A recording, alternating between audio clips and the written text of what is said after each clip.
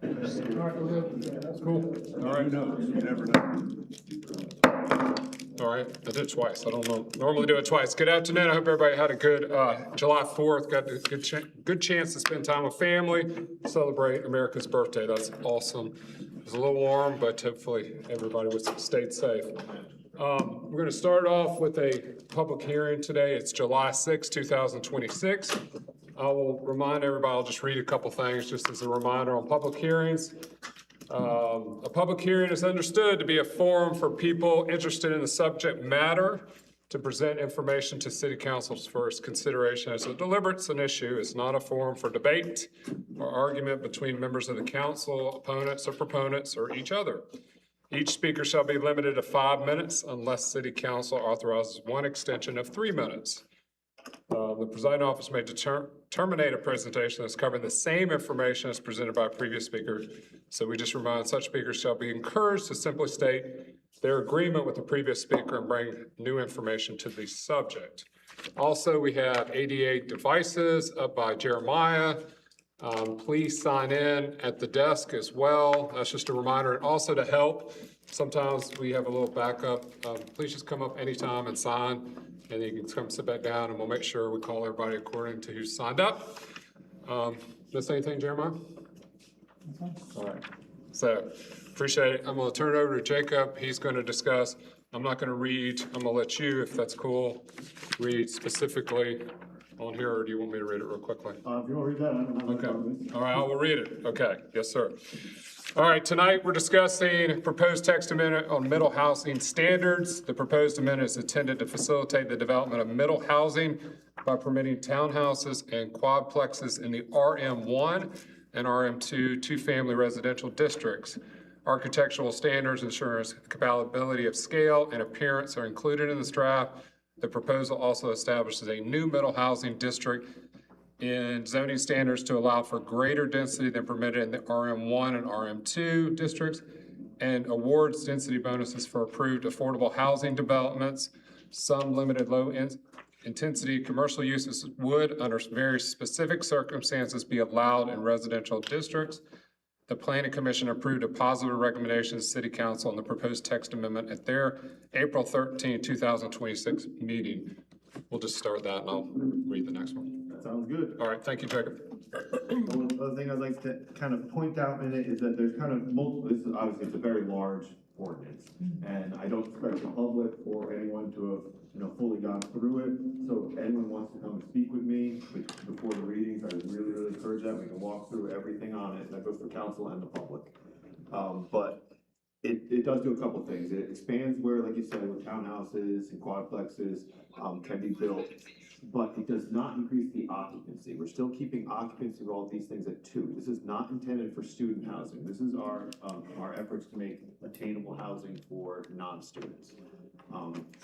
It also creates a middle housing zoning district, but it doesn't actually enact it anywhere on the map. It creates it as an ability to put it somewhere. So what will be enacted immediately if this gets approved is in RM1 and RM2, the ability to do townhouses and quadplexes and triplexes with strict architectural standards. But in a later date, if we choose to make a middle housing district, that is a higher density district. So think of your RM4s, but without the occupancy of an RM4. So you could do an apartment building in that district, but it would be limited to, again, 2 occupants per unit. So that is something to consider putting on the map at a later date. That is not what we're doing today. We're first seeing how the townhouses and everything like that would go into our existing RM1 at that density, and then moving from there. And then it gives the opportunity for true affordable housing developments. And that's actually something we're kind of needing for a city project that we're working on to try to create some actual affordable housing units with a higher density. But with that, I'd like to hear what the public has to say. Okay. Thank you, Jacob. Appreciate it. Hi. Okay. I'm Ethel Pettigrew. I live at 109 Hillcrest Avenue here in Clemson. I am not specifically in any of those districts, but I am interested in one of the streets that would be affected by that, and that would be North Clemson. I have been following what the Planning Commission has been doing with this, And quite frankly, I think it might be one of the best compromises we've come up with to protect the folks on the owners and other owners of the owners that live in North Clemson and those who own property on North Clemson. Might be one of the best compromises I've seen come through that program. I'm very much for it. I have some friends that are very much for it. Unfortunately, this being the week that it is, they're all on vacation. So I'm here to speak for a lot of my friends that live in that area. And I want to say thank y'all, and I do hope that this gets pushed, something that we are able to push forward on. Thank you so much for your time. Thank you. Anybody else signed in pre-advance?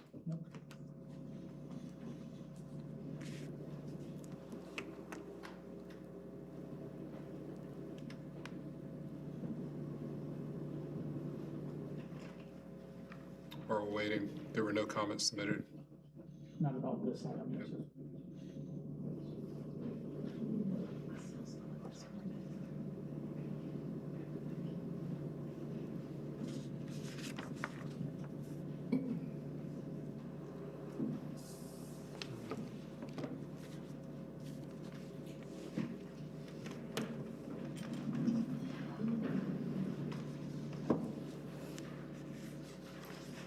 There are no other comments. I'm gonna move to the next item. Just making sure. Okay, the next item on here is proposed map amendment on Hamilton Drive. An application for a zoning map amendment rezoning was submitted by Mr. Melvin Madison Senior, owner of .83 acre parcel located near the intersections of West Lane and Hamilton Drive with Old Central Road on March 23rd, 2026. As proposed, the property address 209 Hamilton Drive would be rezoned from RM3 Multifamily District to RIL Research Institutional District. The Planning Commission approved a positive recommendation to City Council on the proposed rezoning at their April 13th, 2026 meeting. Jake, you want to come on up again? Sorry. Appreciate it.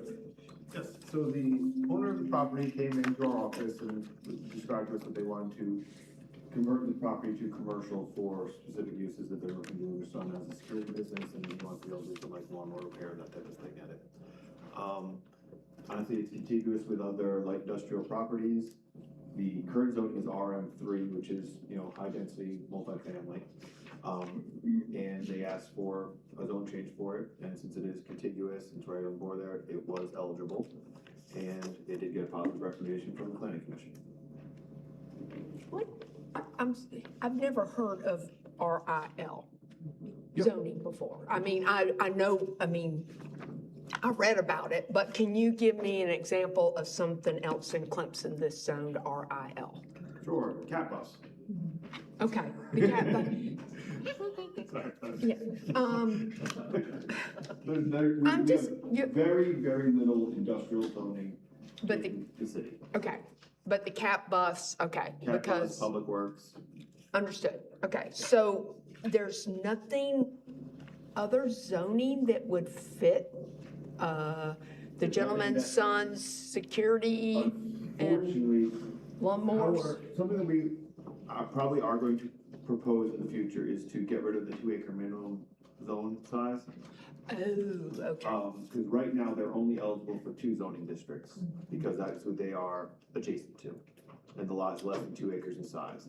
So I think as we move forward, there are some caveats to that, so, but for what they actually want to do, no, there's not something that they can do lawnmower repair. Look, you know, okay, because it's less than an acre. it's less than an acre, and the uses they want are considered light industrial. So it's basically a lot, you know, security business, which is gonna be storing of vehicles mostly. It's not like a retail business, it's like, they're both light industrial uses. Okay, not like the cat bus. You'll never go either into that. Thank you, Jake. Thanks, Jake.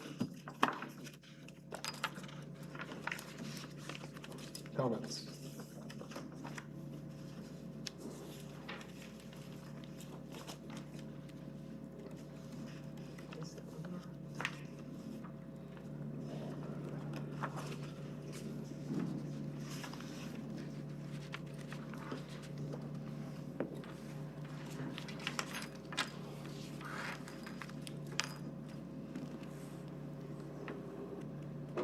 call out one more time if there are any comments on the second part of our public hearing.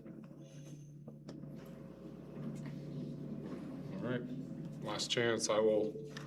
We need to adjourn our public hearing and we'll reconvene. Do we need to take a 5-minute break? We just started. I'm asking, does everybody keep going? All right, so we will, if someone will make a motion to adjourn our public hearing, we'll start right into our regular city council meeting. So moved. Second. Any comments or discussion? All in favor, raise your right hand. All right, thank you very much. Now, Jeremiah, you ready? Okay, all right. Now we'll start our regular city council meeting. We call this meeting to order. It's July 6, 2026. Hope everybody I already said this, but I will say it again since we're starting the city council meeting. I hope everybody had a great July 4th with their families and celebrating America's birthday. We'll turn it over to for the invocation and pledge to Councilmember Cheryl. You're welcome to join me in prayer. As we celebrate the birth of our nation, we pause to give you thanks for the blessings of liberty, peace, and community. We are grateful for those who came before us, whose courage, sacrifice, and vision laid the foundation for the freedoms we enjoy today. Bless our city council and city staff with wisdom, clarity, and compassion as we serve. May our discussion and decisions reflect justice, fairness, and the common good. Help us to listen with open hearts, speak with respect, and work together in unity. We pray for the safety and well-being of all who call the city home and for harmony among our neighbors. Keep us mindful that freedom is both a gift and a responsibility, one that we are called to protect and nurture for our city for generations to come. Amen.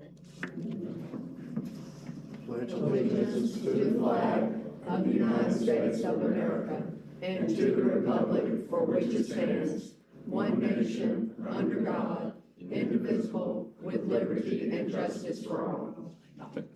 Thank you very much.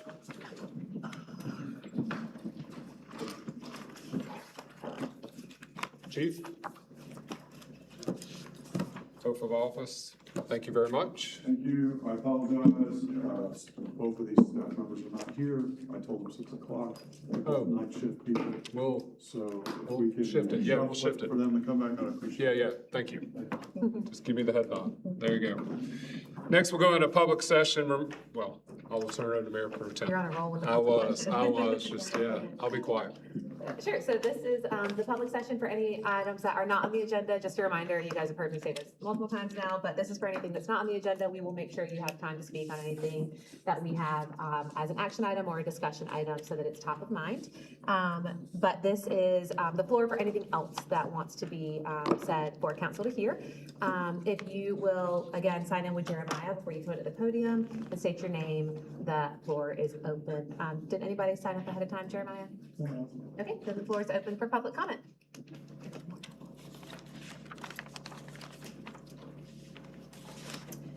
We did have 2 comments while we wait, if anybody wants to come up, submitted via the My Civic app. Those were provided to council in writing, so they also got those before the meeting. The first one I'll read from Miss Faree Eitenmiller on 210 Strawberry. She writes, I'd like to suggest that while the 2 water meter readers are out driving around doing whatever it is that they do now, they could note yards and businesses that need their yards cleaned up in an effort to make the city more beautiful. And the second comment comes from Miss Platt on Mountain View Lane. She writes, good evening. I just want to express my great disappointment in communication with some of the city staff. I emailed questions regarding the 250th banners with no response from members of the staff that I tagged in the email. The only response I received was from the mayor, which I greatly appreciate, but I didn't receive more follow-ups on the matter. I was told on May 4th, 2026 that additional banners for this historic celebration were being ordered. The only banners I saw were the ones on College Avenue and Edgewood Avenue, none on 93 at Gateway Park, not unless they were inside the park out of view. I know many will think, what's the big deal, or am I a complainer all the time, but that's all right. The banners represent the sacrifices of the men and women of this great country that fought for our freedom and still do to this day, and I'm very disappointed no others were put up. Again, this is from Miss Platt on Mountain View Lane. And we will leave the floor open for additional comments.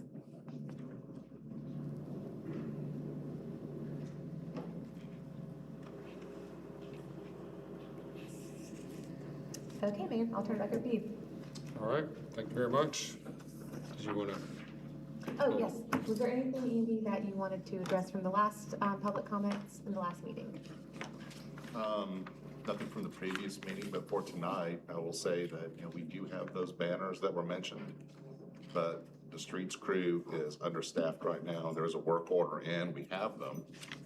But the concerts and the holidays and some of the other things and the trash schedules going around, they just haven't been able to go put up the banners yet, but they will be going up. Thank you. Thank you. Next item is the possible approval of minutes from June 15th, 2026. Would somebody like to make a motion? So moved. Second? Any comments or discussion? All in favor, raise your right hand. All right, thank you very much. Next, we'll go into reports and discussion. Just a reminder, it's a 2-minute limit per speaker after each item. First is to discuss the proposed text amendment, mental housing. And it has Nathan, but Jacob, you're gonna come back up? Yep. Okay.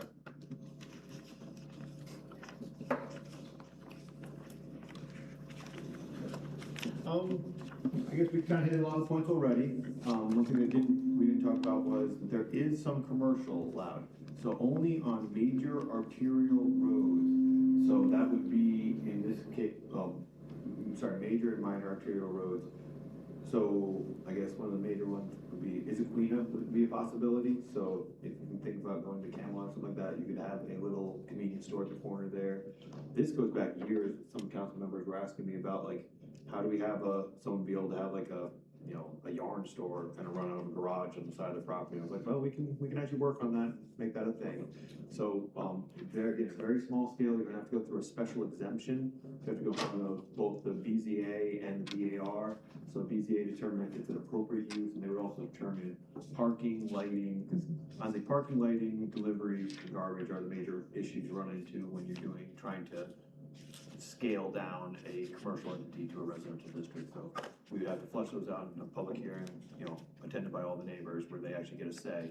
And a special exemption is not a guaranteed approval. BR, you to a level are, the use is approved.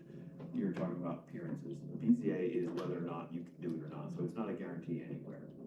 But we'd like to have that option, and it's something for the voice. So that is part of this ordinance as well. Other than that, we're very proud of this one. It's been going on for years. We've been working on it. It is a very large ordinance, but we think it's the best opportunity the city has to create a substantial amount of, attainable housing. We do have some of the architectural standards that would go along with it. I don't know if anyone wants to see it. I'm passing out to some of the crowd, but I do have some available if anyone wants. But I can send it to everyone digitally as well too. But these will be an appendix to it that basically the standards that the BAR would be reviewing again. I don't have quite enough for everybody. I handed some out earlier. But I'll email them to all of you. This would be right into it. But it goes through, exactly. And I'm going to be completely honest with you.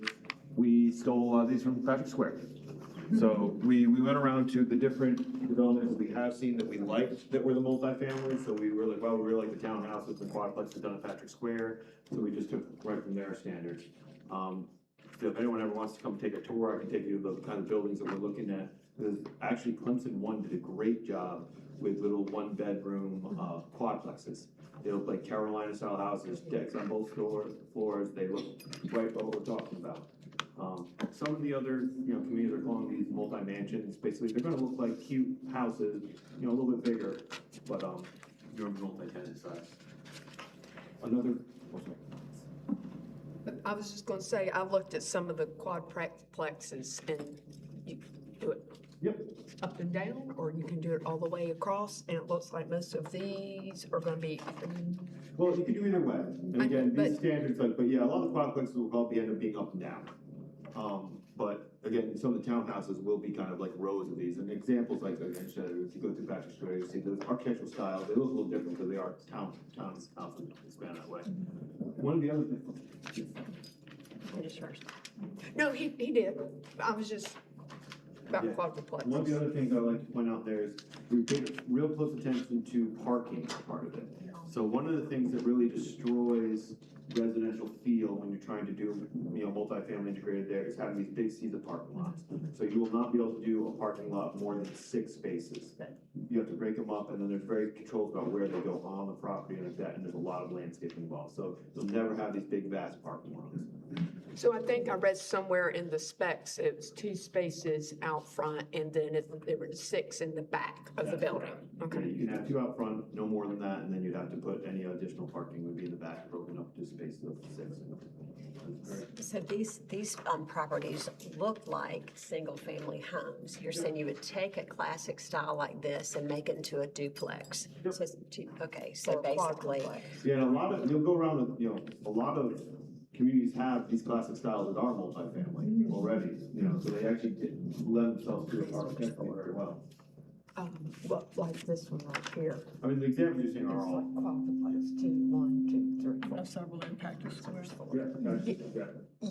is the highest number 4? The highest number, for like a single building before, townhouses could be slightly more, a linear way. So I forget what, I'd have to go in the ordinance to see what, it's done by feet on townhouses size. So they're not as big as like most townhouses are, I think it was 80 feet or something like that. But it probably will be around 4 theoretically, but yeah, they're going to be clumped into smaller groups.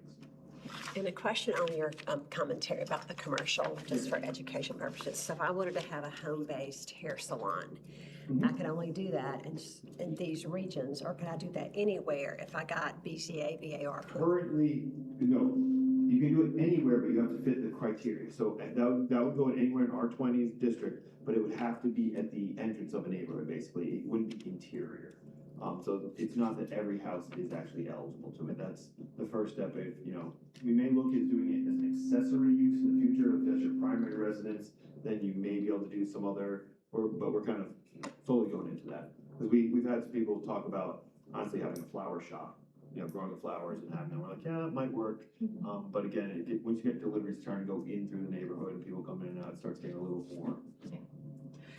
Yeah, I was gonna say, reading through this, your retail store was had very strong parameters and very limited, no drive-throughs, no this, which is, what you kind of want, if just something out of the hairdresser or something out of the house. Yep. I think this is really thoughtfully done. I know when I first came on council, it was something that you kind of briefed me on, and we pie in the sky. It was such a great idea, and I was hoping to see it again soon. So this is awesome. I think this, if it were to go forward, we'll do a couple of things. It's like said in the proposal, it is an underserved housing option that Clemson desperately needs. I think there's you probably know exactly where the very limited number of townhomes are in this town. It's not students that are living in them either, right? It's full-time residents. I lived in one before we got married. They're wonderful. I think you also will see a change to the dynamic of neighborhoods becoming much more, honestly, just close-knit when you have people walking to a business or walking to grab a snack, or when you don't have to get in your car to go somewhere. Mr. Lee has always said your world opens up when you walk around the town. And I think you'll see a lot of that happening if this were to go forward. So I think it's fabulous. We agree. Yeah, I would offer, once upon a time, I did custom jewelry, and I wasn't able to have one person at a time come to the house and run a business out of the house, even though it would only be one person at a time. So I ended up doing wholesale and supplying other jewelers instead of being able to make custom jewelry, even though really nobody would have known it was a disallowed use. Again, artisans are probably the people who would get the most out of this. The guy who does pottery on the side, and things like that. Yeah, those are exactly who we're looking to encourage. Okay, anyone else have any questions? Because I'm gonna get into the weeds for a second. Yes. Okay? I looked at on page 2 of this code of ordinances, the low-income household means a household making less than 80% of the AMI. Yep. All right, I looked it up. Clemson's AMI is $95,800 for a 4-person family. So 80% is $19,160. Then your very low-income household is making less than 50% of the median income of Clemson, which is $49,520. which is 24,760. So how come your very low income household is more than your low income household beside AMI versus your median? So I think that Eighty percent. Yeah, the number you read 80% should be was, subtracted from the 90, and that would be the. You have I the took number. 80% of 95,800 and got 19,160. No, you got That's- you got you it gotta- reversed. Oh. That's, yeah. Yeah, you're making Oh. Take that, there you go, there you go. You can tell I went to Clemson, huh? You're good. I do teach econ, not math. All right, so 95,800 times. Be around 70 something. No, about 75. 76. 76,000. So you have to make less than 76,640 Qualify, yeah. to qualify for low income household. Yes. But the median income in Clemson is 49,520. Well, these are both median income. No, one is, well, AMI, area median income and There's then, differences. and the median income for just the city of Clemson. Yeah. Okay, well, we'll clarify. No, I mean, I'm just asking now that I did my math wrong, thank you. Since it's 76,000, now my problem is that a bit high for low income? No. Okay, A family of four making 76,000 is fair scraping. It's the family of four part that's Yeah, important to family hear of four. there, yeah. okay, for a four-person family. And then the median, the very low household doesn't have, is it still for the family of four? Well, no, again, it's however many are in your family, there's a different AMI for every household type. So it all depends on what your. Okay, well, this was for the 95,800 is for a four-person family, yes. Yeah, and then it gets adjusted down, so a three-person family and, one person, so they all have a different thing set by, And then the very low income household is 50% of your 49,520, which I think I did the math right, is 24,760. yeah. So we're that planning would be using the area definitely- median income, because Clemson has this weird anomaly of, the students making ours extremely low. So you'll be able to make more than that and still qualify. These thresholds are set by HUD, Yeah, not by district. Right, I understand that. I said I was getting in the weeds. One is your area median income, and one is the median income for the city of Clemson. Well, I think Two that's different not things. clarifying it. It says median income, but yeah, it does. I think that we probably should switch that to area median income. 'cause that is Okay. low. Okay. It's not gonna Yeah. be- That would make, Yeah, I that's, think that when we realized the AMI for the other one, we just didn't switch it over. I really do appreciate you finding that, because that would set it Because lower it's than a- what our intention were. it's very different. Yeah, it's huge. It's a very different Because number. this is, we're talking about a very low income, when we were doing it was coming in around 50 grand. So 55 grand. 50% of 95.8 would be about, Yeah, okay. 45, 50 grand. So Gotcha. That's actually Okay. what we were using as the number. All right, so both are gonna be AMI. Yeah, it Okay. comes to, we both AMI. And I do realize, because I know it's HUD standards that we have to look at, but also honestly, that income still is a lot higher for some of our residents, and so it still does not necessarily meet. Because as much as we want to say $50,000, 76,000, what have you, is what that median is, it really isn't for a lot of community members. Yes. And that's even lower than that, so hopefully there's ways that. Well, if you're making less than that, it'll definitely. You'll apply, right, Yeah, that's definitely. what I think we need to make sure people understand, that they still can Yes. qualify. It doesn't mean that because you're not at that, you don't, but we just have to make it clear that if it's less than, It's less than, not more, yeah, right, not more, but that it's less than, you still qualify because you're under that absolutely, median. So I think that's the communication is going to be important. yes. Do you know what the per capita at Clemson salary, the per capita income for Clemson? I do not know. 37,246, Yeah, the which city of is Clemson has- surprising, yeah. Very low, but that is because of our student population. Yeah. They throw us pretty wildly, so that's why we felt it was fair to use the area, because like you said, there's many people in this city that are not making it. Exactly.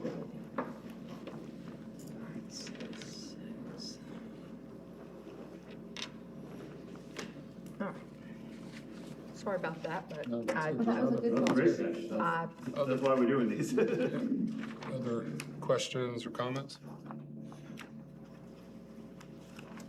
there was, Oh, you got another one? why is the, never mind, I can ask you that later. It's just another silly question I have. I'll just ask you later. About One thing I the, like to find is like a lot of developments that currently didn't go in front of the BAR will. So like, have you seen all like the patio homes, like an example, we got Pendleton Road, you know, those ones on the right, they never went in front of the BAR, they never went through the strict standards. Anything like that in the future under this ordinance will now have to go through the BAR review. So this is going to put more things under BAR review. than- More beautiful buildings. Yep. And because, again, we like to make options, but we do hold Clemson to a higher standard than a lot of places. I do have one question, it may be in here somewhere, but if this is an ordinance, does it talk to or speak to Airbnb or those type of opportunities? Because if we're trying to address, Yes, so if, is there anything we could do? it doesn't affect the existing Airbnbs and thing, but the middle housing, if we were to enact a middle housing district, it does address Airbnbs in there as well, which you can do. It doesn't expand, it just keeps it the same as everywhere else though. Well, I was thinking when you said 2 residents, you know, so I'm just trying to make sure. Any other For comments? clarification, I believe what Lisa is saying is, you have 2 unrelated, but if you Airbnb it, could you have 5 people renting it for the weekend? If it is your primary residence, yes. Notice I said 5 and I held up 4. But, yeah, and that was actually discussed back and forth, and it, you know, no. Airbnb limited to the 25 days a year is still considered, it will be considered a supplemental to your income. So, we thought it would be acceptable. I mean, we can take that out, but that, right now, yes, that is in there that you So can. it is between that. Yep. Thank you for clarifying. All right, I think, where you're looking. thank you. Well, but That's other two, you exactly- can ask anytime. Again, this is a very big ordinance, I think 40 pages long, so I don't expect, I expect all of you to come talk to me before the first reading. You know, When you send everybody the updated, also you're gonna clarify the townhouses, the Yes. fee, please. Yeah, it's in there. I know it's in there, but just clarify, that'd be Yeah, great. absolutely. Thank you, Jacob. No problem at all. I'm gonna open it up to the public. I know that we just had a little public hearing, but also you have an opportunity here, based on what you've heard, also the additional information from Jacob, so, and from council, I should say, too. I got one. Yeah, we're good. Thank you. All right, if there's not, Jacob, you get to stay up here. Yeah, I was trying to make you so you didn't have to go back.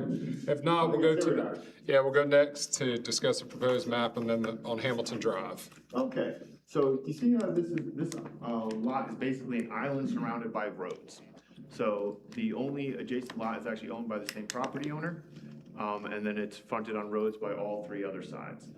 As you can see from the map on your left, it is contiguous with both RM3 and across the street RM1, RIL and RM2.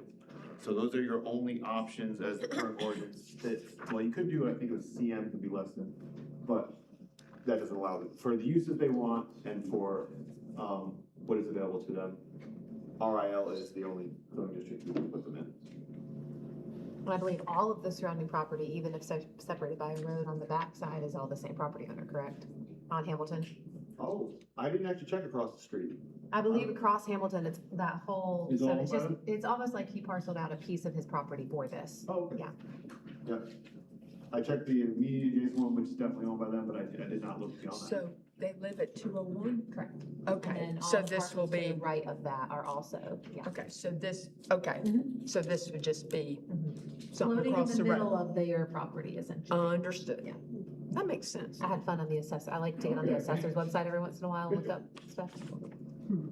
Is the owner here? I do not know. Is the owner present? Thank you. Yes, sir. Sure, if you, Sorry to speak on your behalf about what all you owned. She had fun at your expense, sir. I am Tyrone Madison. My father is Neville Madison Senior, who's sitting here. I'm speaking on his behalf, if that's okay. Sure. What question do y'all have for me? It's your business that you're looking to put in, is that right? Yes, it's a private security firm. I'm a retired law enforcement officer. I actually used to work for the city a long time ago, so I'm retired, and so basically what we're trying to do is use that as a commercial office where we can run a private security business out of it.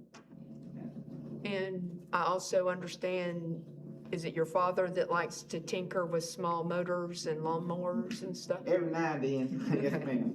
It's good to know. 'Cause so will you be putting up like a shed building or building a? It's gonna be a steel building, basically, it's basically gonna be designed as a commercial office building. So, basically, when people want a contract with our company, they can come in with the city and negotiate a contract with physical private security. And, but most of our business will be done outside of the building, but that's just a place where we can operate and work out of. Perfect. Offices and stuff. It makes. Thank you. Yeah, thank you. Thank you very much. Thank you. Any other questions or comments? Comments from the public?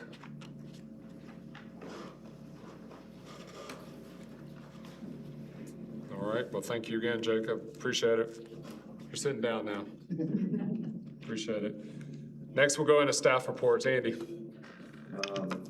Just a couple of things. Remember, next week is Municipal Association meeting in Greenville. Allie's probably gonna be the primary staff support for that, unless she's going out of town or something, because Nathan and I are making a surprise trip to Atlanta to go to the FTA to lobby for changing our compressed natural gas grant to diesel propulsion. And the reason for that was they are not going to fund our fueling station, so there's no need to have a CNG bus if you can't put compressed natural gas in it. So we're gonna go up there and make that a discount person. And that's all I have for you. You'll be in charge.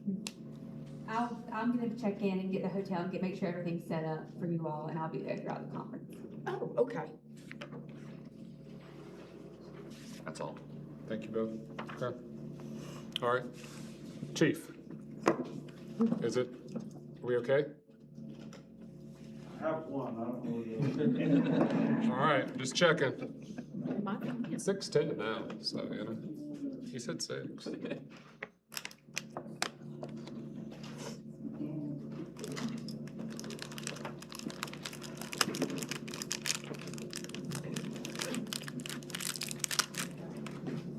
Any comments on the staff reports, it's under that section?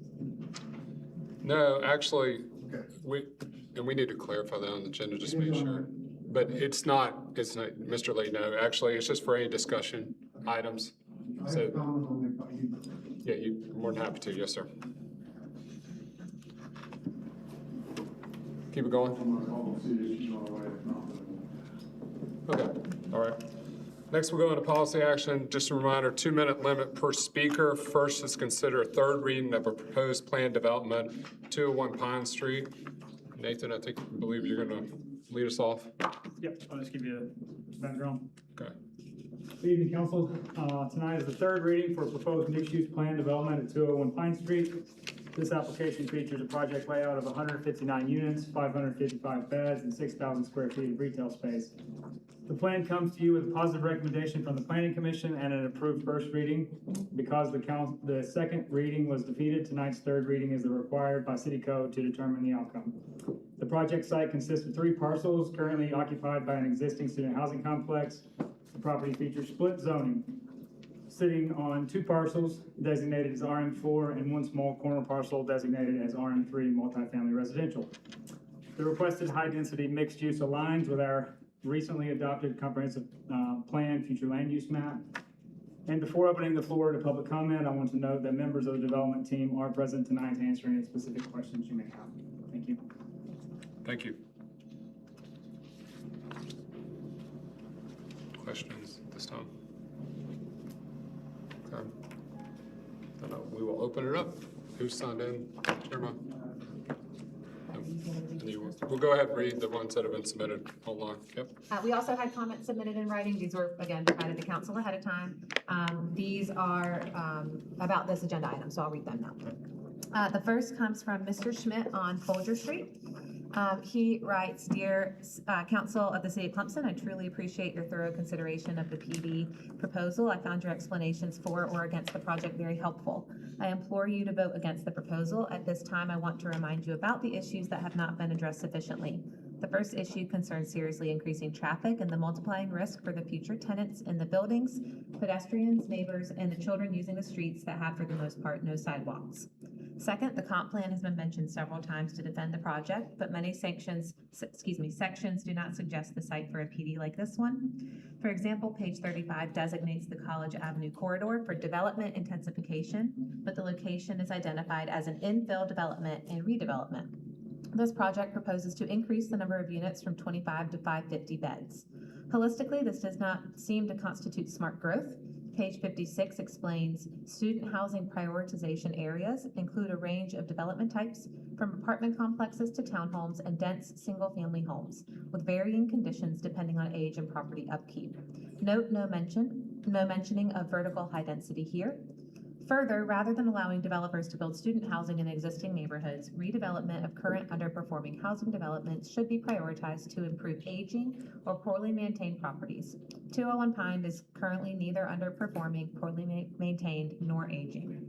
Thirdly, the proposal does not take the buffer yards, screening, and landscaping ordinance into account. Section 19901 states their purpose: provide a transition between land uses. The PD does not meet the requirements and does not include a thoughtful transition to the existing neighborhood.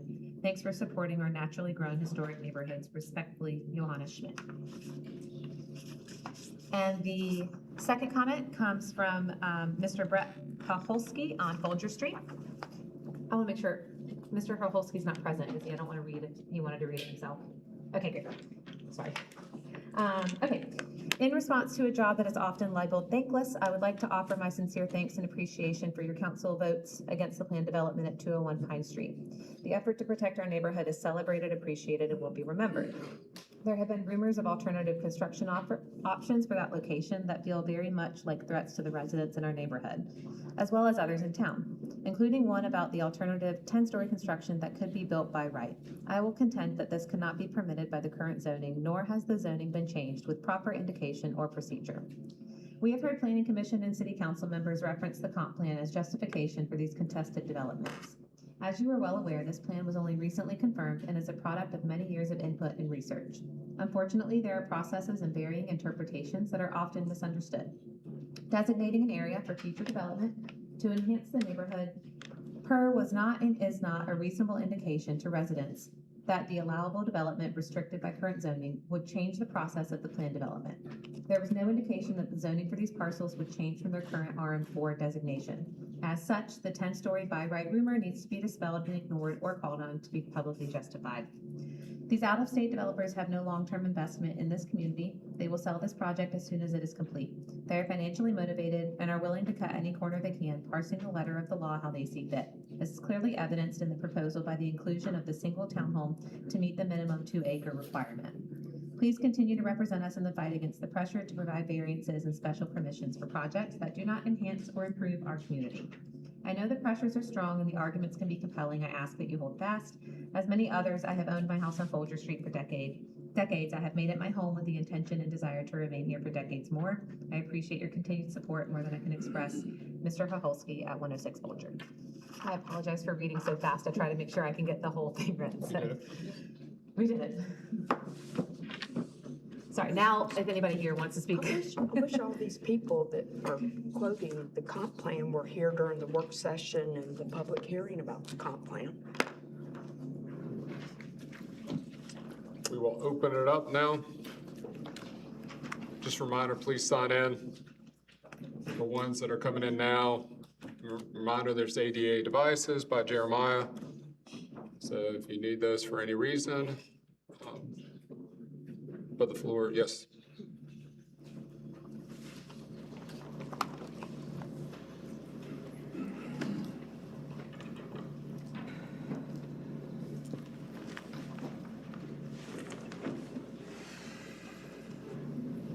First, right? I'm sorry? I said somebody has to be first, right? So, when this PD was first proposed almost a year ago, we saw the signs appear on Pine Street. I sent an email to the mayor and asked him if he would just oppose this extended growth. He responded, and I was grateful for that. He said he'd like to make his decision after all the facts were known. I called and talked to him and asked him what those facts were. And to be honest, I've not heard any facts that support this. I've heard a lot of, this is good for Clemson, this is the best option. But those are opinions, not facts. The facts I do know is that the neighbors oppose this development. The residents of the historic Clemson Downtown Neighbor Association oppose this development. Proposed building exceeds the height of many trees and existing homes in this neighborhood. The development allows its residents views into backyards and into homes of residents in this area. The PD residents' safety to and from the campus has not been addressed, as streets and sidewalks are cracked and broken, traffic signals don't exist in enough supply. PD lacks adequate parking for residents, guests, and employees of stores. The 5-time demand for sewer and water has not been addressed. Pedestrian and vehicle traffic from the development pattern, those patterns don't take into account the existing local residents' foot traffic, nor the existing local residents' need or desire to walk around their community. The proposed development is not in an area designated by Clemson in their own plan. And the developer recognized this, saying it was too difficult to locate someplace else. Thank you. Yes, sir. Thank you. Appreciate it.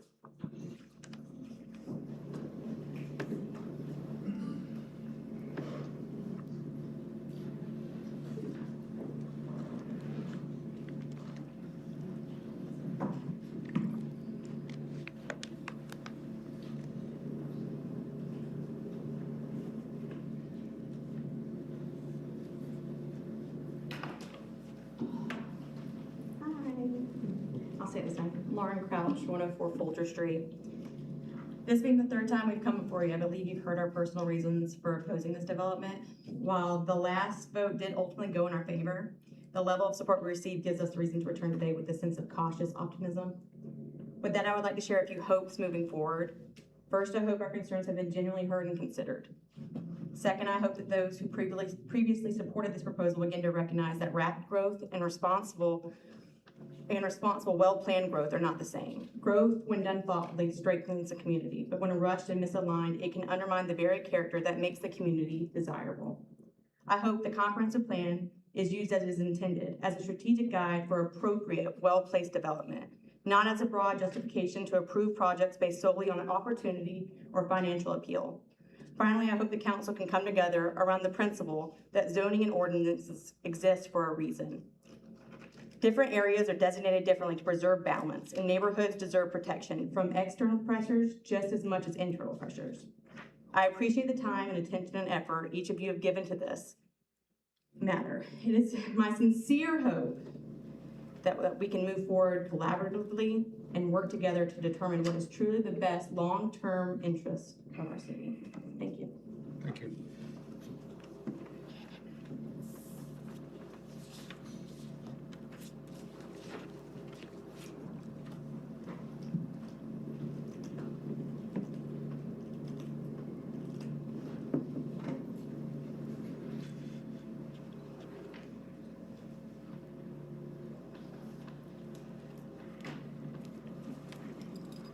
Hello, I'm Anna Ferry, 220 Strawberry Lane, one of the many ferries. I haven't gotten to speak to y'all yet, but this is my first time. And I just want to say, this is a tough position for you all to be in. I actually own a business. I own a wedding venue that my family runs. So as little as that has to do with an apartment complex, it does have to do with capacity and having to understand a lot of things when you put people in a spot together. We have rules and regulations that we have to follow, for we have to put a capacity on certain places so that things don't get overcrowded and things don't get chaotic. And a reason for that is disaster control. And as living in this area, just through football games and through concerts that we are now entertaining through Death Valley, we have learned that traffic and disaster control is going to be chaotic.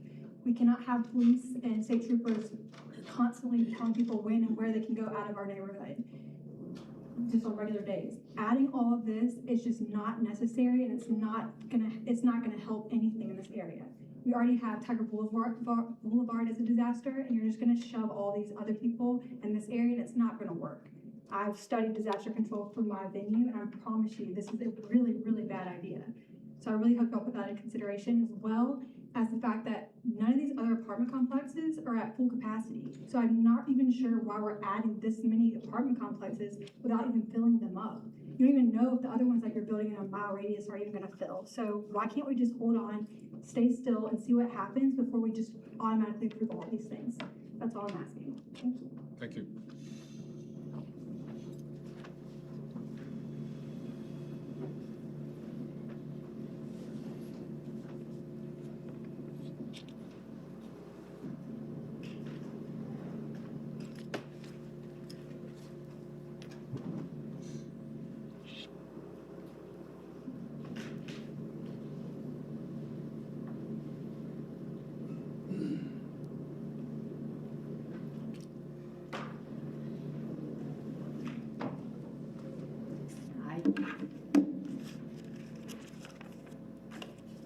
I want to discuss quality of life.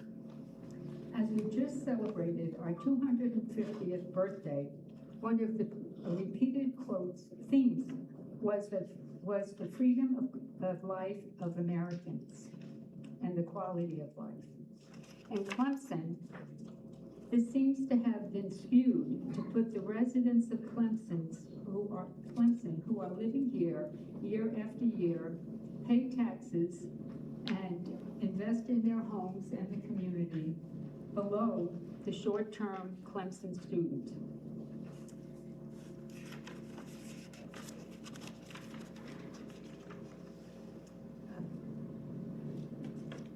That's my opinion about this. I have a quote that I want to read from, that was in the paper, in the journal, that was from Kathleen Parker. She's an editorial person who has written many articles through the years. And she was talking about investments and building of things in, not in Clemson, but in the upstate. She says, but politicians seem never to learn that they work for the people and not for corporations or private equity firms looking for a deal at the expense of residents and in the environment, especially not in exchange for the quality of life that makes South Carolina a desirable place to call home. All things considered, space seems a proper place. Well, this is going off of that, but the whole thing is that it's not just the citizens who are here who have definitely expressed their negative feeling about this, but in the South Carolina upstate. Thank you.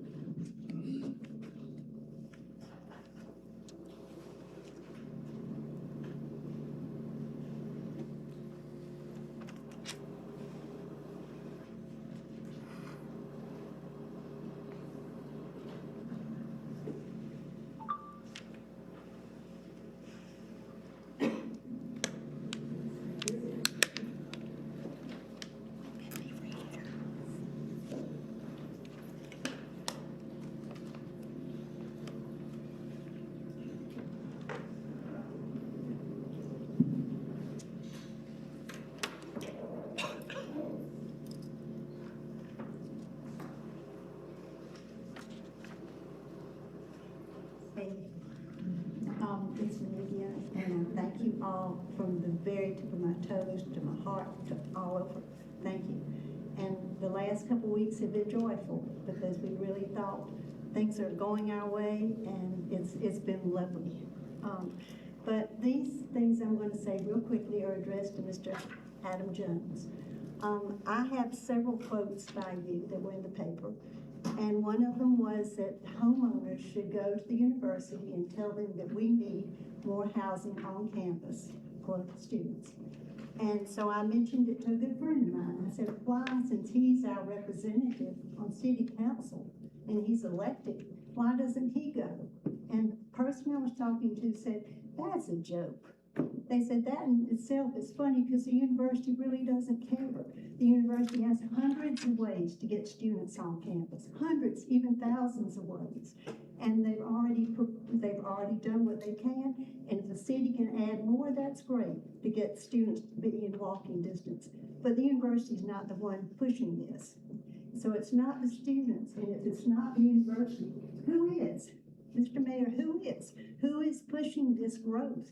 And a friend of mine who is a teacher of nursing, not just a nurse, she said, massive growth is the same as cancer. Cancer grows. And if you come into Clemson with Walgreens on your left, you see buildings inside and outside the perimeter of that street. And it's growth. And we found out just today, a student was looking for a place to live, an apartment. And he said the apartment was frantic, has already lowered their prices. They're saying that the reservations are way down from past years. They're really panicking. So I'm saying it's getting kind of nervous for us to think that there needs to be more growth when it's going down. Thank you. Thank you. Yes, ma'am.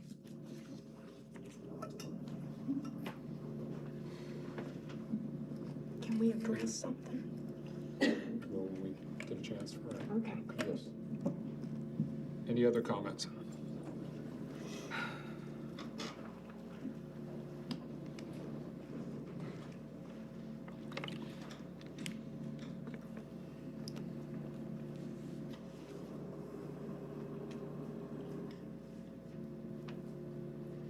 Why don't we want them to leave? That's the comment. Darren Bates, 149 Folger Street. We've gone to planning committee meetings. We fought this project there multiple times. Initially, it didn't pass. Then finally, it passed and was put forth to you guys. You've heard all of our arguments as citizens that we live here. There have been no arguments, no rationale that any of us understand that make good sense for this project. Some of you voted for this project because you said, well, the planning committee put it forward. Others of you said you voted for this project, you want to try to control traffic. Here's what makes sense. We've got rules, regulations, but Councilwoman Evans said this, and it resonated. What did I say? When you walked out of your house and you had a 2-acre lot. I did. And you imagine this structure being built on 2 acres, which really, they had to buy the townhomes to make this work. And you sat back and you looked and you imagined this large structure on just 2 acres of land. Zoning regulations, it just didn't feel right. Okay? It's just not right for Clemson. Not right here, not right now.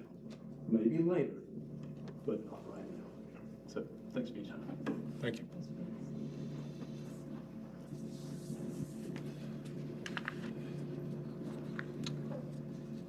If there are no other comments, I'm going to open it up and go. Yep, Mr. Lee.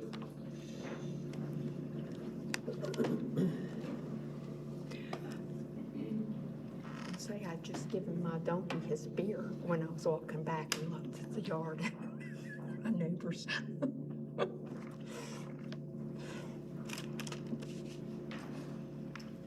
Robert Lee, I live at 113 Presley Drive.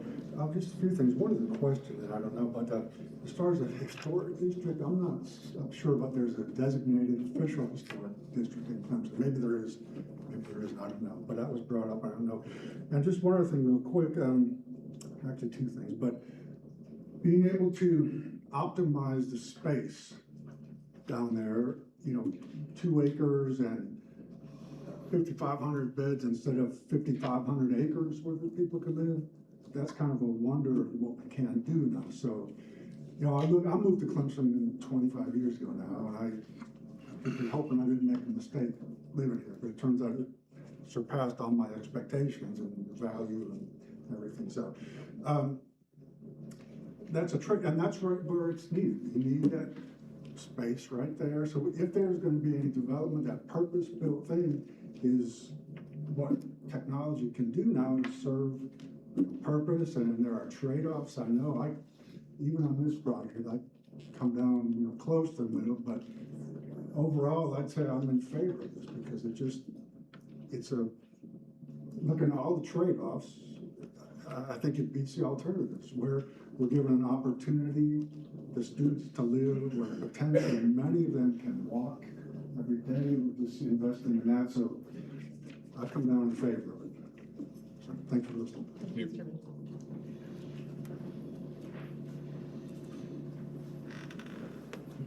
All right, if there are no other comments, I'm going to turn it over to council if they want to share anything.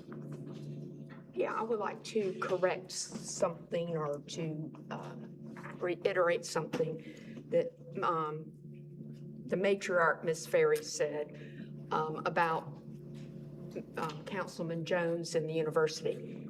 I want to tell you, we fight for this city with the trustees in the president's office all the time to get them to understand that they need dorms.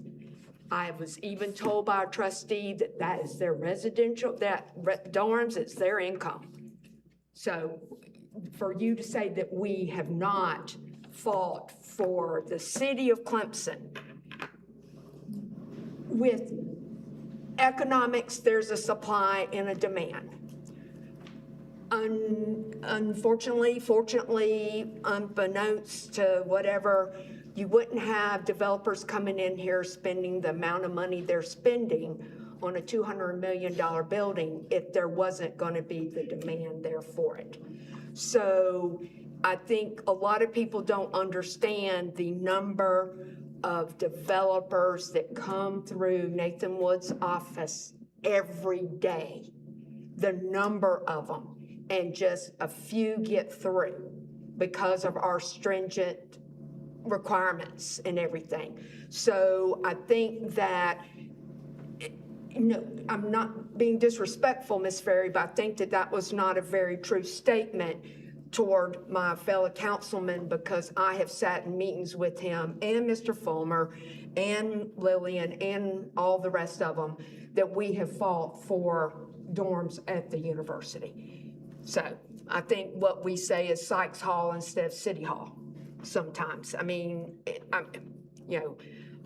we do all we can do, but there are totally different. I remember when I was a child and said, Daddy, why can't the students vote for the Clemson mayor? And he said, child, they elect a student. That's why there's twice as many students as there were people in Clemson, even back a long time ago. So just wanted to put that out, that we are fighting for this city behind the scenes very much. Other comments? The only thing I'll add is continue to listen to every comment on quality of life. Sorry. So I will add that I know everybody else, I hope everybody on council is okay with me speaking for everybody, but we listen to every comment, even tonight, no matter what the night is, emails, calls, no matter what the decision is. Please, I know it's hard to say this, but please respect that we feel like we think it's in the best interest for the community at this time, but we will continue to listen to comments like we have for the future of Clemson, because we all have vested interest and the quality of life that was said tonight in Clemson. We love living here. We love being a part of this community. And we also know it's a challenging environment to balance growth with what's going on, but we will continue to listen and fight for the citizens and businesses within Clemson. So with that said, I'm gonna see if somebody would like to make a motion. I make a motion that we approve the third reading of proposed plan development, 201 Pine Street. Second. Comments or discussion? Okay, we'll do a roll call like we've always done. Councilmember Fulmer, Yes. Councilmember Cheryl. Owens. Hold on, I had some, I had some comments to read. I was, sorry. Get out of here. Yep. You may find this well-timed, Ms. Ferry. I apologize if this runs a little long, but I do believe it's important. I have already spoken at previous readings about the project, our comprehensive plan, and how I'm looking to vote. Those remarks still reflect what I believe. Tonight, I want to step back from this one project. Pine Street is the vote in front of us. But Pine Street is not the force behind what is happening in Clemson. I have a particular perspective on this. I have served for years as a volunteer on city boards. I've worked on the land use section of a comprehensive plan before I was elected. I've worked with planning departments across the upstate as a commercial contractor, and now I've looked at the same issues from this bench. The experience has shown me something clearly. The demand we're facing is much bigger than this one project. Pine Street feels large because it's in front of us tonight, but compared to what's coming, it is one piece of a much larger pressure that is already here. That pressure was not created by the city of Clemson. There is no city policy that created 30,000 students. No city ordinance that created 16,000 university employees. No vote of this council that created that level of demand for housing. The largest driver of that demand is Clemson University. That shouldn't be controversial. It should be obvious. Clemson University is one of the greatest assets this town has. It brings jobs, opportunity, culture, energy, economic strength. But being an asset does not remove responsibility. Growth has consequences. Enrollment, employment, and event decisions all have consequences, and those consequences don't stop at the edge of campus. They show up on our streets, in our neighborhoods, in housing prices, in public safety, and in difficult votes like this one. I hear the question all the time, why does the city keep allowing all this student housing? I hear it from residents, I hear it from university employees, from people connected to the president's office, from university leadership and trustees. I understand the frustration behind it, but that question misunderstands what has changed in Clemson. The city did not create 30,000 students or 16,000 employees. The university changed.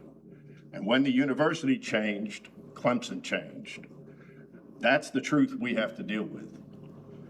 When Clemson had around 16,000 students, it was realistic for many to move into houses in town after their first year. A lot of people remember that Clemson. I remember that Clemson. But it is not the Clemson we live in today. With 30,000 students and 16,000 employees, that old model cannot work in a town of 19,000 people. If students today tried to live the way students did 30 years ago, there would be no houses left. No houses for families, for retirees, for teachers, or police officers, or the university employees who want to live close to campus. So yes, I'm going to push back when the city gets blamed for demand the city did not create. That doesn't make the university the enemy. It does mean the university has responsibility. For too long, I don't believe the city has had a top-level engagement from the university that this community needed. For roughly 12 years, the relationship hasn't matched the size of the problems we're trying to solve. We don't have time for that anymore. The city cannot be the caboose hitched to a freight train and then be blamed for where the train is going. We benefit from that train, but we're also being pulled by it. If we're going to protect this town, Clemson needs a real voice with the people driving it. With a new university president coming in, I believe there's a chance for a reset. But it has to be real, not a handshake, not a photo, not a polite meeting every few months. A real partnership, one that talks honestly about housing, traffic, neighborhood protection, events, infrastructure, public safety, and the long-term future of this community. Those conversations won't always be easy. They shouldn't be. No one likes being told the old assumptions are wrong or the way things always worked no longer works. If we're serious about Clemson's future, those are exactly the conversations we have to have. I've already started that work, been in meetings with people connected with the president's office, with trustees, with university staff, on housing, on events, with the JCUAB. I'm not going to shake hands. I'm going to carry a message from my city. And it's simple. You cannot grow an institution of this size alongside a town of this size and expect the town to absorb the impacts alone. That is not fair. It is not sustainable, and it is not a partnership. If Clemson University continues to grow, it has to help solve the problems that growth creates. Because changing the future of Clemson will not happen only through yes or no votes on individual developments. Those votes matter. This vote matters. But the bigger fight is making sure that the city has a real seat at the table where our future is decided. Pine Street is one vote. And however it goes tonight, it does not settle the larger question. So let me be clear about what tonight is. Tonight is not the end of a fight over one project. It is the beginning of a different conversation, one that our city has been ready to have. We need to keep the focus where the demand actually originates, not the next site plan, not the next rezoning, on the institution whose growth is driving all of it. That means I will keep showing up with the president's office, with the trustees, with the university leadership, and keep carrying the same message until it's heard.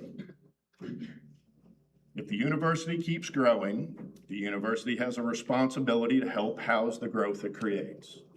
Not the city alone, not the neighborhoods alone, not one council vote at a time. I'm asking this community to hold the line with me. Not to stop caring about individual projects, those still matter, this vote matters, but to lift our eyes past them, because we can win or lose a dozen votes like this and still lose the town if the real decisions keep getting made without us in the room. Our comprehensive plan gives us a roadmap. It isn't perfect, no plan is, but it's the plan our citizens helped create, and until they adopt a different one, I feel I have a responsibility to follow it. Tomorrow, the real work begins, making sure the city of Clemson has a permanent seat at the table where our future is actually being decided. The city did not create this demand, but right now the city is carrying it nearly alone. That ends when we stop treating each project as the whole battle and start holding the university accountable for the growth driving all of them. That's the work I'm asking us to begin. Right.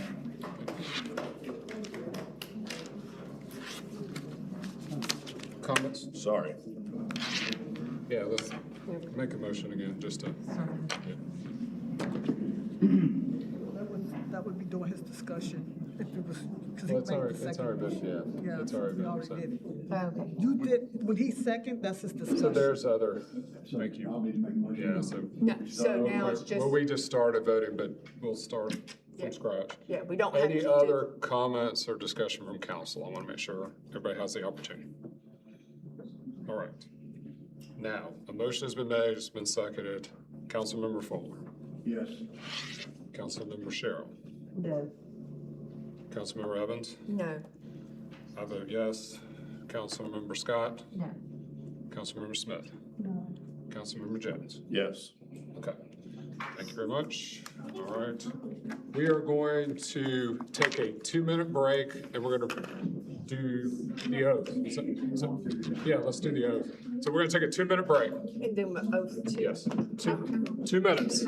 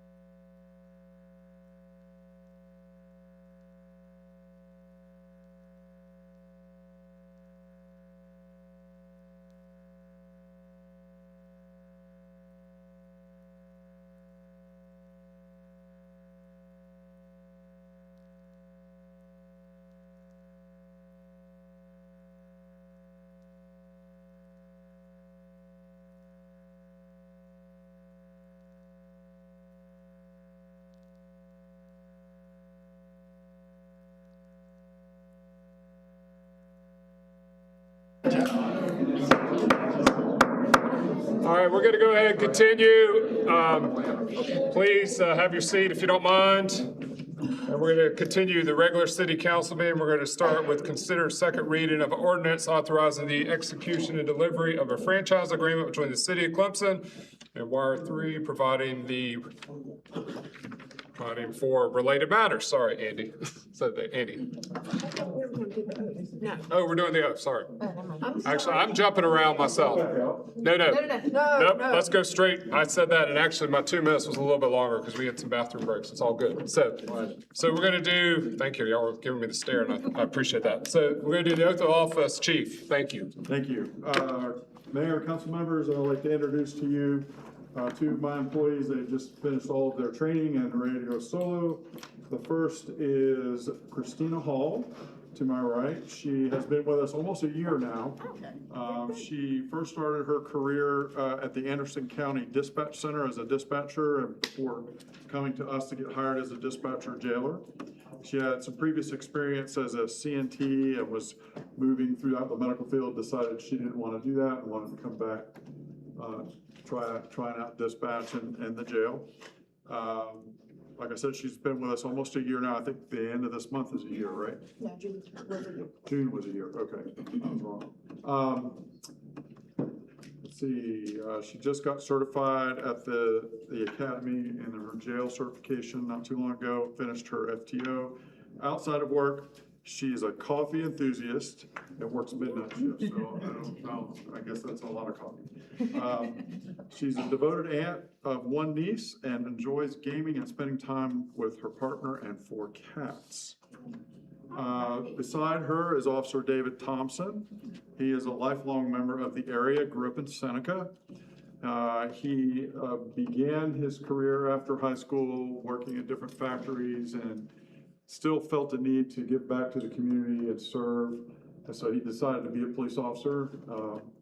He is a devoted husband to Paige and his 2 daughters, Rylan and Daylin.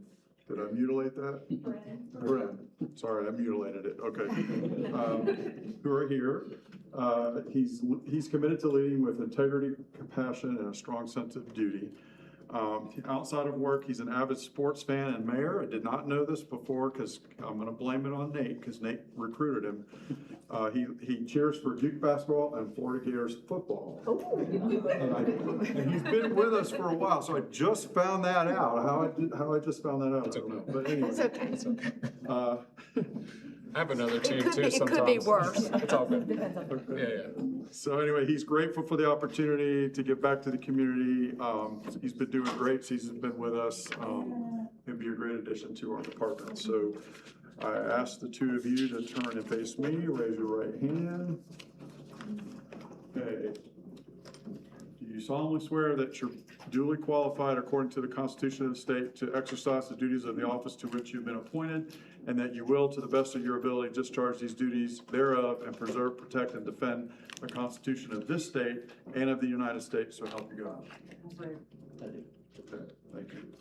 All right, we're going to read the Code of Ethics for each, so hang out with me. We'll start with the Jailer Code of Ethics.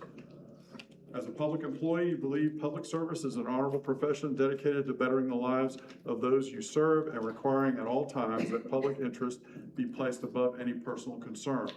As a public employee, you believe that you should demonstrate the highest standards of personal integrity, truthfulness, honesty, courtesy, and fortitude in all your public activities in order to inspire public confidence and trust in public institutions. You will confront the challenge any unethical behavior by your fellow employees and report such behavior to the appropriate supervisor. The public's opinion about the courtesy, honesty, truthfulness, and personal integrity of public officials and public employees is the premier value sought by citizens. Any individual or collective compromise with respect to these character traits can damage the ability of an agency to perform its task or accomplish its mission. Therefore, you will never act officiously or permit personal feelings, prejudices, animosities, or friendships to influence your decisions, nor will you tolerate such behavior by your fellow employees. You will enforce the law courteously and appropriately without fear, favor, malice, or ill will. As a public employee, you will oppose any discrimination because of race, color, religion, sex, natural origin, political affiliation, physical handicaps, age, or marital status in all aspects of personal policy. You pledge to serve the public with respect, concern, courtesy, and responsiveness, recognizing the service to the public as beyond service to oneself. Do you agree with these standards? All right, you're still employed. For a police officer, as a sworn officer, your fundamental duty is to serve the community by safeguarding lives and property against threats that would take advantage of or harm members of your community or otherwise impact peace and order. You will uphold the Constitution and honor the rights of all to life, liberty, equality, and justice. You will never employ unnecessary force. You will respect the privacy of people and communities that you serve, and that you will fully obey the laws that you are sworn to enforce. You will live by example, remembering that your character and conduct on duty and off directly influence the legitimacy of the policing profession. You will exercise self-restraint and remain courageous, calm in the face of danger, scorn, and ridicule, and be constantly mindful of the welfare of others as well as your own well-being. You will never act officiously or permit bias or personal gain to influence your decisions. You will strive to protect the vulnerable from the harm. If this fails, you will seek to identify and apprehend offenders professionally and appropriately, holding them to account. You will not solicit or accept any gifts, bribes, or anything of value from any person or entity that may create a perception of benefit or influence your performance as a public servant. You recognize that your shield of office is a symbol of public faith, and that you accept it as a public trust and to be held as long as you are true to the ethics of police service. You will not engage in or condone acts of corruption, take advantage of circumstances for personal gain, or accept gratuities, and you promise to intervene when met with any unjustifiable acts by members of your profession. You will cooperate with all legally authorized agencies and representatives in the pursuit of justice. You know that you alone are responsible for your own professional performance and conduct, and will take every reasonable opportunity to enhance and improve your level of knowledge and competence. You will constantly strive to achieve these principles, dedicating yourself to your chosen profession, policing. Do you accept these codes of ethics? Yes, sir. All right, you're also important. Okay, well, thank you very much.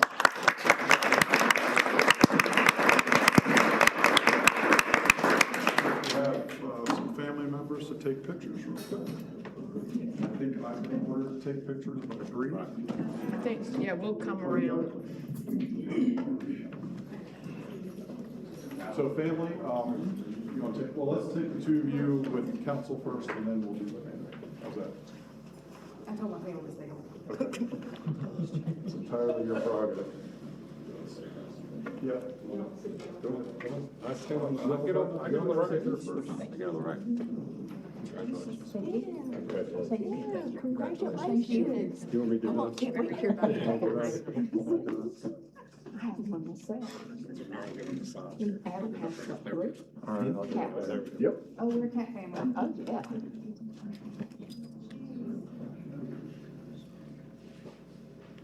Got it. Okay, great. Congratulations, thank you. Yeah, thank you. Congratulations. Thank you. Well, you can get on seriously. Yeah. Did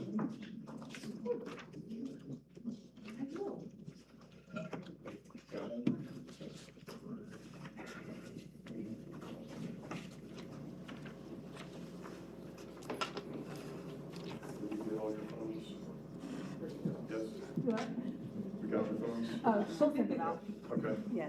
All right. I took like 3, but just to be sure. Thank you, Steve. Thank you. Thank you very much.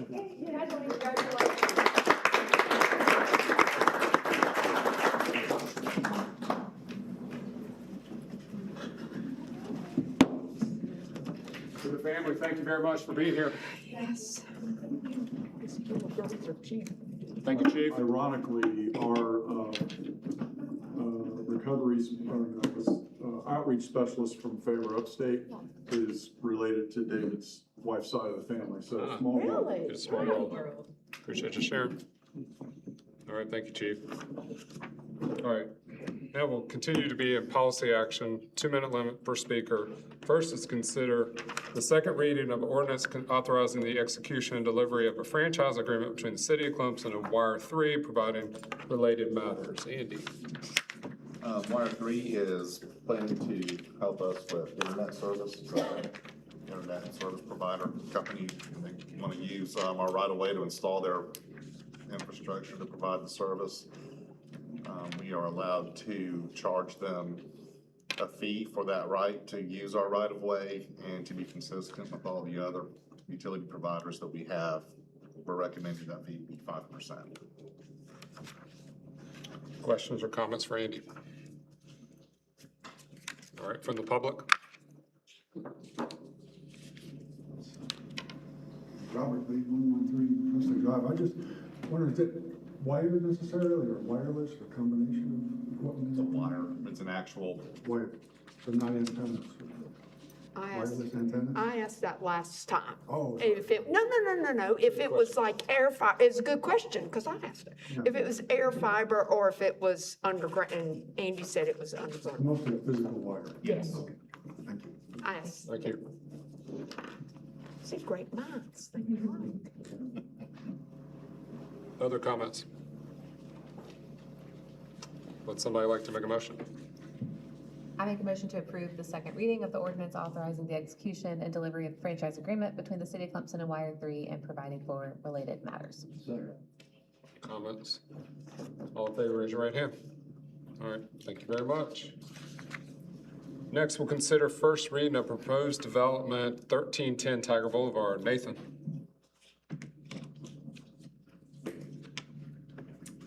Hello again. Tonight, we're going to consider the first reading for proposed plan development at 1310 Tiger Boulevard by Kennedy Wilson. The project proposes to replace the existing 4-story Best Western Hotel to a fully redeveloped 5.292 acre site.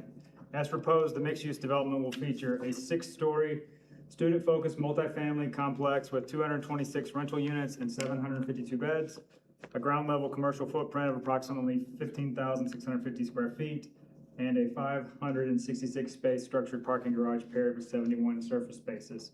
The Planning Commission forwarded a positive recommendation on May 11, 2026, following a multi-month review process that included 2 design workshops and a dedicated public session. The parcel is currently zoned CP2 Community Business District. Under standard zoning, mixed use is already permitted as a conditional use on this property due to a December 2021 text amendment granting allowances for parcels with access to 2 separate arterial roads, in this case Highway 76 and 123. The future land use map recommends mixed use here, and the Clemson 2045 comp plan maps the site within the student housing prioritization area to absorb student demand along major corridors. By processing this development as a planned development rather than the standard commercial build, the developer has proposed a binding community benefits totaling around approximately $1.8 million. And before public comment, I should know that members of the development team are here to answer any questions that the council may have. Thank you. Thank you. You too.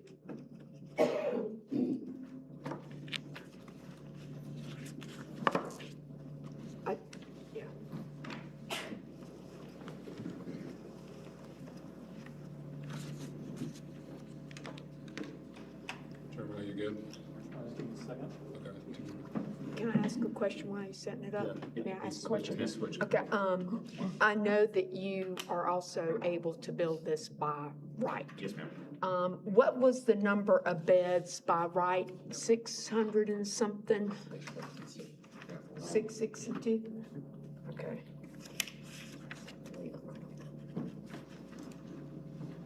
662 beds, Okay. 201. And how many units? 201 units. 201. And how about the parking spaces? I don't have that offhand, but I can get you that Okay, information. that's okay. I would think it would be less than 566. It's actually, from what I remember, it's actually much more. It's 712. Oh, Yeah. man, my Clemson degree's not doing too well tonight. Okay. Our code is different in the by right option. Why don't you, Nathan, explain real quickly by right to everybody here in the public? Sure. By right is what's allowable under zoning. There are very few parcels in town that allow a mixed-use option in the commercial district. Only areas that are on two major arterial roads. So this parcel would be one. If you think the other side of 76 and 93 where the car wash is, that's another one that would be allowable. Publix area was one, so it is one. So by right is there are strict options that they have to follow that are currently existing in our zoning code. With the plan development, the developer is allowed to enter into a form of negotiation with council and the planning commission to determine what can be built on the site within reasonable parameters. Thank you. And thank you for answering that. Thank you. Good evening, Mayor and members of council. It's good to be here in front of you tonight. Thank you for the opportunity to present. My name is Nick Merman with Kennedy Wilson, and we're bringing forward a rezoning request for 1310 Tiger Boulevard, the site currently home to the Best Western at the intersection of Tiger Boulevard and Highway 76. Tonight, I'll walk you through why we believe this project fits Clemson's needs, how the plan has evolved over the course of this process, the concept design and retail vision, and the community benefits package we've worked on. Much of it directly in response to what we've heard from neighbors, city staff, and the planning commission over many months of collaboration and meaningful engagement. I'm joined tonight by members of our project team, Walt Design Studio, our architect, Ironwood Design Group, our landscape architect, Seaman Whiteside, our civil engineer, and Revel, our retail development consultant. Let's start with the why. 1310 Tiger Boulevard sits on one of the most visible corners in the city, right where Tiger Boulevard meets Highway 76, a true gateway site. It's squarely within the mixed-use student housing prioritization zone this council identified in the recently adopted 2045 comprehensive plan. And it directly targets a gap the plan itself calls out, a shortage of campus-adjacent student housing. The numbers back this up. Clemson's enrollment has grown faster than its off-campus pedestrian housing supply. Today, only about 9% of Clemson's student body lives in private, pedestrian-accessible, purpose-built housing within a half-mile of campus. Compare that to peer institutions like Auburn University at 28% or UGA at 21%. Clemson lags nearly every university town we benchmarked in this regard.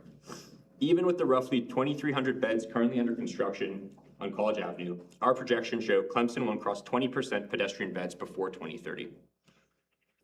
That gap doesn't just mean students commute farther and generate more traffic from housing north of Tiger Boulevard and west of the lake. It also means more scattered, unregulated rental pressure on the established neighborhoods surrounding campus. It leaves fewer attainable housing options for non-student residents and Clemson families. This project also fills a niche role, providing purpose-built, professionally managed student housing at a 15 to 20% discount to existing downtown properties. Given today's land and construction costs, those 2,300 beds being delivered on College Avenue will largely cater to the very, very top end of the market, and we're kind of filling a niche one rung below that. I now want to spend a few minutes on how we got to this room tonight, because this plan in front of you looks meaningfully different than the one we started with 14 months ago. I know it's a little hard to read, but that's just a little timeline there. At our first Planning Commission workshop last November, the Commission told us directly they wanted more retail on this site and greater prominence to public uses overall.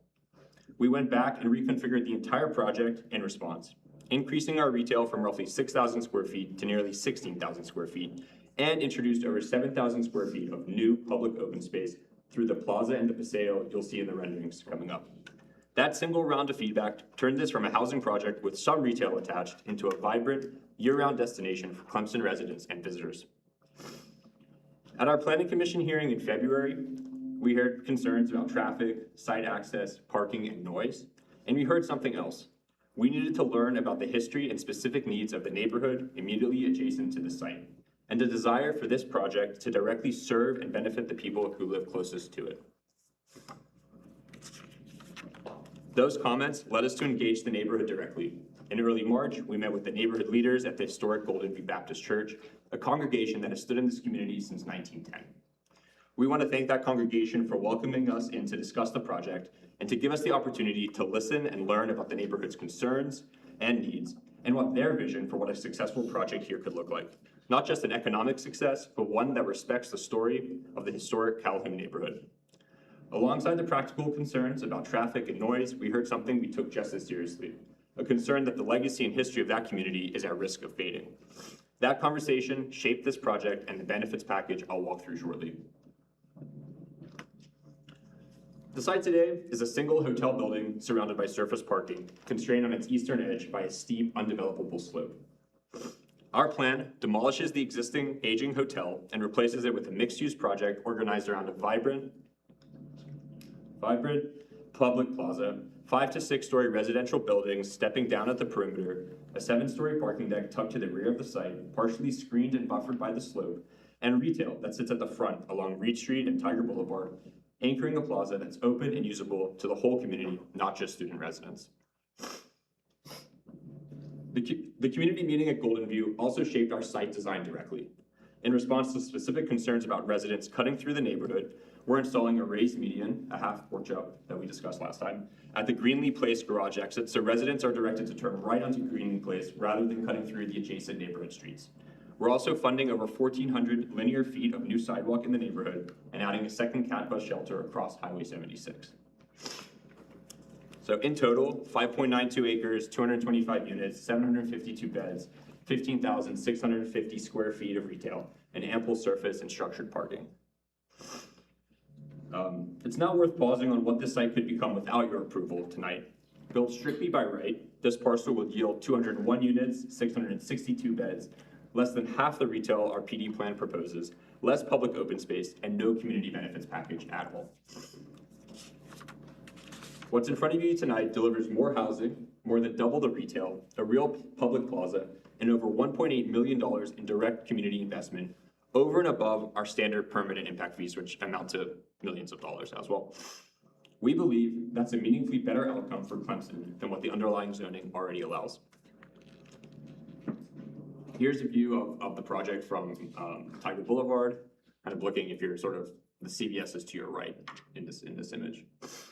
And here's a view from sort of looking inside of the public retail plaza. As you can see from those images, retail is central to making this more than a housing project. It's meant to function as an everyday amenity for all Clemson residents. Working with Revel, our retail development consultant, we've programmed nearly 16,000 square feet across up to 7 spaces, at least 50% of which are restaurant ready. Retail on this site isn't an afterthought bolted onto a housing project. It's genuine, activated retail intended to draw in the surrounding community. It's appropriately parked and purpose-built. It's designed specifically to thrive, given its visibility and access. I am now going to detail out the community benefits package I touched on earlier. This is the piece we most want council to leave with tonight. We've structured a community benefits package totaling $1.825 million, built directly from what we heard through this process. $175,000 in contributions to Golden View Baptist Church, designated for the maintenance items most critical to its longevity. $150,000 to the Clemson Area African American Museum to help support their work preserving and conveying local African American history. $200,000 for city grants funding new affordable housing production or repairs to existing housing stock. Think things like energy efficient window upgrades, roof repairs, wheelchair ramps, all designed to help keep existing residents in their homes. $750,000 to the city to support the cat bus system, $50,000 for 2 new bus shelters on Highway 76, and $500,000 in retail leasing incentives to help our future operators succeed. Beyond that direct contribution, this project delivers 8,500 more square feet of Class A retail than what we would build by right, 7,200 square feet of public open space and public plaza open to the whole community, and we estimate roughly $1.5 million a year in net additional tax revenue, $600,000 of which would flow directly to the city of Clemson annually. While we know no project is perfect or a silver bullet to solve all problems, we have worked hard to make this project a win-win-win. This project takes a single aging hotel on an underutilized parcel and turns it into exactly what the 2045 comprehensive plan calls for. Pedestrian-oriented and professionally managed student housing within a half-mile of campus, paired with Class A neighborhood-serving retail and a public plaza. We didn't arrive at this plan overnight, and we didn't arrive at it alone. Over the last 14 months, city staff, the Planning Commission, and this community, especially our neighbors at Golden View, have made this a better project than the one we walked in with. We believe this project now benefits our closest neighbors, the year-round residents of Clemson who will shop and gather here, and it meets the city's long-term needs and comprehensive planning goals. We're here to answer any questions, and we respectfully ask for your vote on first reading tonight for what we know will be a transformational project for this neighborhood, this community, and this city. Thank you. Questions? Can you elaborate on the retail leasing incentives? Sure. Yeah. So the $500,000 is a bucket of money that we have in the budget, either in free rent, in additional TI over and above what is marketed, to basically attract quality retailers to the site. The last thing that we can afford to do or that the city would want is for us to build a bunch of retail that doesn't get occupied. Great. If you think about how we've structured the site, our leasing office is at the sort of the back of that plaza. So when you've got, prospective residents coming to the project, that plaza needs to be vibrant, it needs to be activated, and those retailers need to be full for us to sort of draw in prospective residents. So that's what that bucket of $500,000 is for. So it could be part of it upfits, could be prorated lease agreements and things. Correct, exactly. And that's over and above the standard, I think, in city ordinance, we have to do the retail TI bond. So that's baked in, that $500,000 is over and above what's required. Thank you. And question for you and for Nathan, that $500,000, does the city ever see how it was spent, was it spent, and how it was structured to incentivize? Or is that just y'all's, how you choose to do things? So I think the way that the ordinance is written is we're obligated to have that $500,000 bucket. I don't know if we've worked out with city staff, like the mechanism for them to, I guess, review that, but. How we've done it in the past is, we'll review it. We've done 6 months, we've done a quarter in the past, but, I think we only have one other development. I'm just looking at Jacob, sorry. We only have one other development that's provided incentives like this. The hub also, will do the same. So it's new, but, That's a great opportunity to actually formally come back to council and say if the project does proceed, how it was spent, what it incentivized, how it was restructured, if it wasn't successful, et cetera. I think that's an opportunity to have a report back to the group. Okay. I have another question, sorry. I just want to make it clear, Best Western put their building up for sale and made it. You did not go and knock on their door wanting them to sell. I want to make that clear. It was widely marketed by CBRE. They went out and I think they received, I don't know what the number of bids was, but it was a significant number of bids. I think the building was built in 1982 or so. It was upgraded. It did do some upgrades over the years, but it's aging, and I think they were looking to exit. Yeah. Just I think Ms. Scott asked. Sorry, I still want to call you both right. She asked that last time, but I just want to make sure that the audience remembered that. Thank you. The cat bus shelter, I saw donation to cat bus. Are you doing a cat bus shelter, or is that just gonna be handed to cat bus to do whatever we see necessary? So the shelters are in our specs to build. Cool. The value of them is approximately $25,000 each. And Andy, there's a stop at Grand Mark now for the Gold Route. Would we be adding a stop, bumping it down? I mean. I'm not sure where it would be located. Okay. Shelter's great. It wouldn't take away from a stop. Right. No, we wouldn't. There's an additional stop. This would be an addition.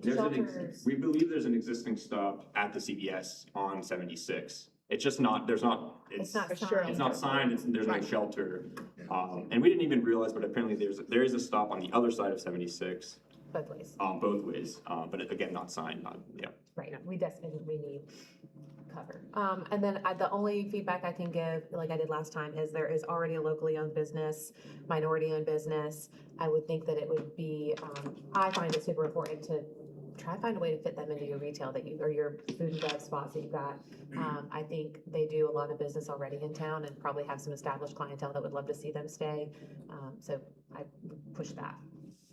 And no competition for city. Yeah, and yeah, CVS is right there, so maybe avoid Yeah. Walmart, in the or existing- whatever else might go. In our existing easement, there's some cross easements with CVS, so we're not allowed to put a pharmacy, et cetera. So there's some of that's already built in. And to speak to her about the businesses, looking at incentivizing other businesses that cater to diversity or cultural aspects. I know you don't have incentivized opportunities, but just looking at ways to bring other businesses to the area that may not necessarily. So we have typical, pizza, wings, those type of things, but things that appeal to other palates, other groups. Yeah. But also minority and women-owned businesses that might also be able to take advantage of some of these incentives. I might piggyback on that because I got some good feedback. I've made a post about buy right versus knowing that we were going to have a lot of discussion about this and some really good public feedback. This just, y'all all know this. This is history for you developers. It used to be in Clemson that when the students left town, every business shut down for the summer and you had to go somewhere else because the staff was gone.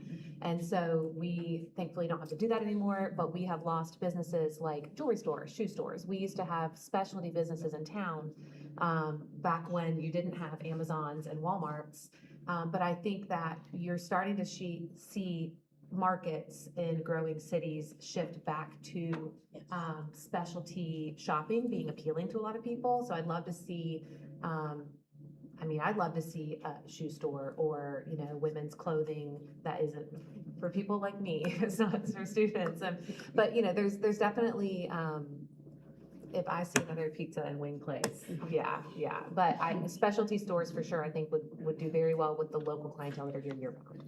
I can flip to the appendix, but when we worked with Revel, trying to understand like the mix, obviously we're it's too early to start leasing these spaces. But for parking purposes and our planning purposes, we're trying to understand like what is an ideal mix here. And those spaces, E, F, and G in blue are sort of designated for general merchandise. So things like what you're describing are kind of what we're targeting there. And the way obviously that we're building out the infrastructure of these spaces matters. So like those E, F, and G, for example, are not built for, or won't be built necessarily for restaurants. So they are more, flexible. We'll keep on elaborating if you can solve this, because if it gets approved, you have a 2-year window during construction, like the restaurant there. I'll just bring back up the restaurant. How do you keep them engaged in the community for a temporary, basically 2 years? Because we ran into this with another development where we lost a locally owned restaurant, and to the benefit, it's in Pendleton now. Great for Pendleton. It's not gone, but It's not gone. And so, that's where all the thinking, basically if there's any empty space, or I know this is sometimes wishful, but there could be. It's just keep that in your head and your mind. So you have that 2-year window to keep them engaged and then figuring out how they bring them back, hopefully. It's on my side of town. So there you go. Anyway, enough on the retail. If it's a sit-down restaurant with something more than beer and wings, you'll see me there. Thank you. That's our hope for these out parcels, by the way. Obviously, it's early, but the way that we're designing these buildings is, our intent is like this is Class A, high ceilings, the infrastructure is in place, like to attract the type of retailers that I think you're thinking of. I think when you do the incentives, it helps to get the non-chains, and that's what we've been looking for in the community. Nothing against chains, they do great, but they can pay more for their per square foot when you do these incentives that normally, so anyway. I think if you have a mix of the businesses like we're all talking about, you're gonna see like every developer is gonna say, oh, we're gonna put something in that's gonna bring in locals, and then you get what pays the rent, you got an opportunity here because of the location, not being downtown, to actually see the locals. That's part of our investment thesis, exactly. It's like we have to compete with what's downtown. Sure. And so it's about creating that vibrant mix of retailers that is great for, for students, but also is great for residents, so. Well, you remember in the Get us a- Garrett's Shopping Center where Grand Mark is, one of the best dry cleaners and best Mexican restaurants, and it was always best. So I'm just, true. it Yeah. has been successful over on And that that's side. that's a good point of comparison, just that retail, we all know what, there's a lot of empty retail. Very different. It's very different than the type of retail and from a design perspective, it's very different than what we're planning here. Just want to make sure that that's clear. Didn't mean to interrupt that, sorry. You're good. I was just gonna say, we're getting closer to where you don't roll the sidewalks up in the summer anymore. Right, yeah. Yeah. Sure. We have the red carpet out. Other questions or comments? Thank you. Thank you very much. Thank We'll you. open it up to the public.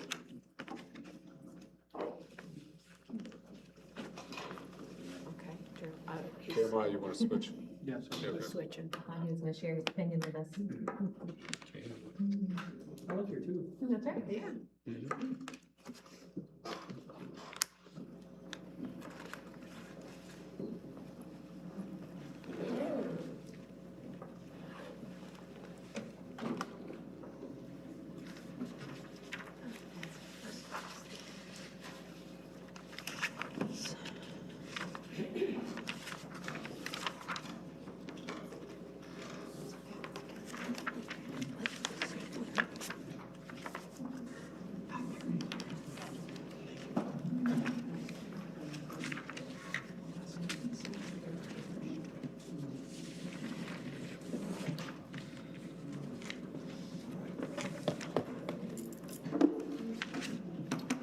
Bernica Foster.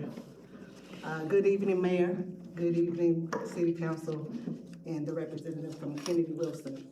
Again, my name is Bernica Foster, and along with my husband, Russell Foster, I am the co-owner of Nick and Mike Bar and Grill at 1310 Tiger Boulevard. First of all, I want to thank the City Council for recognizing that there is already a locally owned restaurant operating successfully at this location.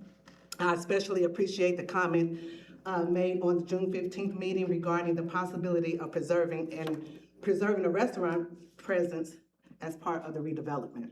This is my first presence here. I was watching online, and I wanted to come and make a presence here. Nick and Mike Bar and Grill has proudly served Clemson for the past 3 years. During that time, we have become more than a restaurant. We have become a gathering place for local residents, Clemson students, hotel guests, sports fans, church groups, community organizations, and families. We have invested our time, our resources, and our hearts into building a business that reflects the Clemson community.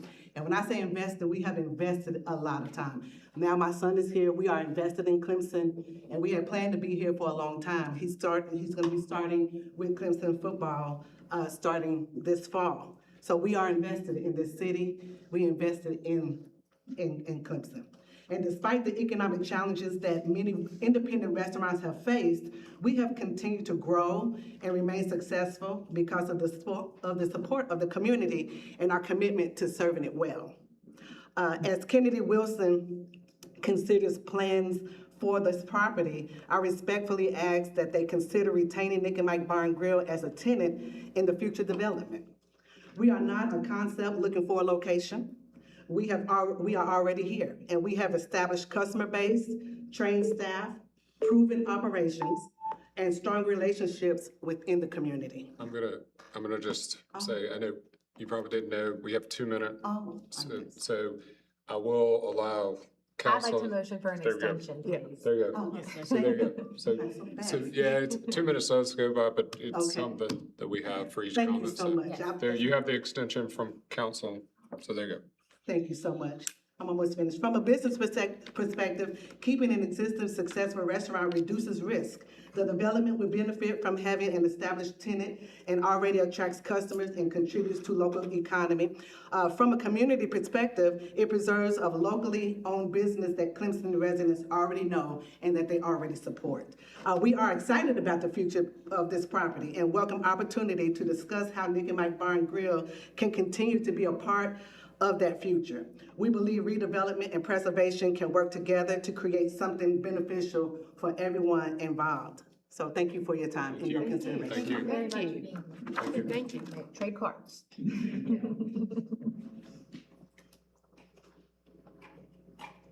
I'm coming. Yes, ma'am.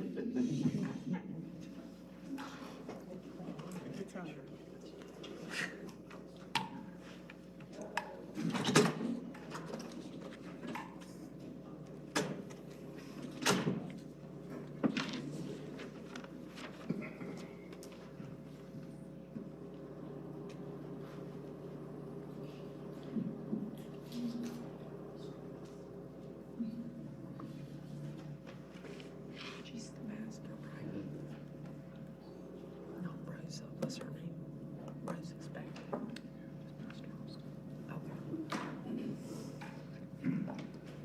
Good evening, everybody. Hey. My name is Viola Austin. I'm the pastor of Golden View Baptist Church in Clemson, South Carolina. And I reside at 208 Miller Road, Anderson, South Carolina. I bring you greetings from the church as well as the community.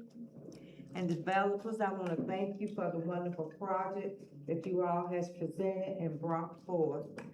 And councils, I want y'all to listen, and I want you to hear. I want you to hear, and I want you to listen. Because sometimes when we don't listen, it goes in one ear and out the other. So they have included the Calhoun community in this project for the whole community to benefit from it. So I would like for you all to put the vote through as it stands. Thank you so much. Thank you. Mayor Thank and council. Amen. Amen.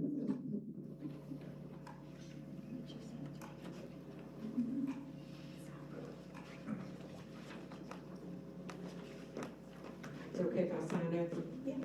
Good evening.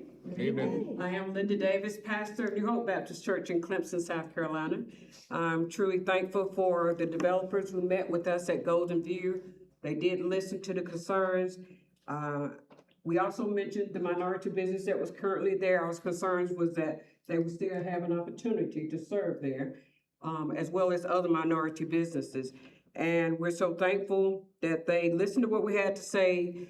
They added in some amenities that will benefit the Golden View community. One of the concerns was traffic impeding through the neighborhood. And they addressed that and said that the students, it'd be one way in and one way out. So that solved that issue right there. The community needs improvements, enhancements.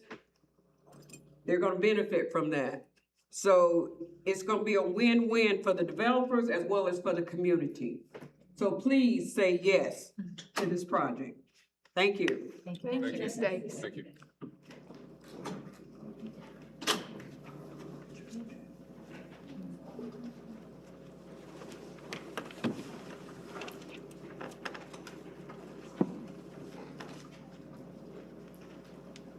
Good evening.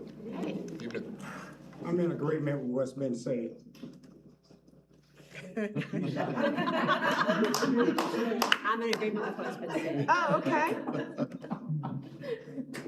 You get my vote for the best resident that's ever come over with, yeah. Reverend Oversby. Jesus wept. You actually, in public hearing, I read, such speakers shall be encouraged to simply state their agreement with the previous speaker. So thank you. Thank you.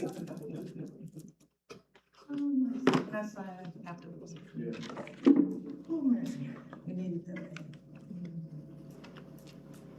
I want to say thank you to the mayor and to city council, and also to the developers for taking their time out to keep traveling back and forth.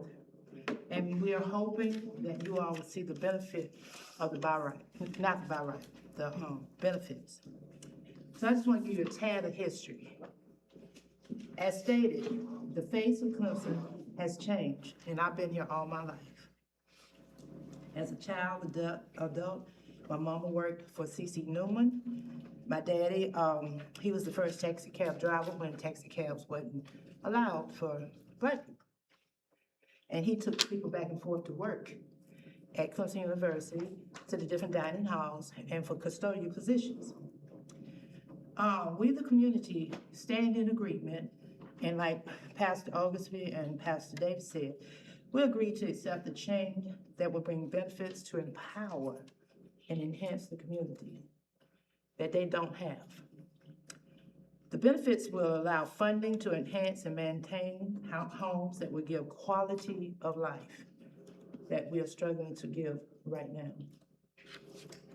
And I was warring with this question, and I want to ask it. I don't like doing stuff behind folks' back. My question to each of you that may be against this project, please be so kind to let us know and understand why. Thank you. Thank you.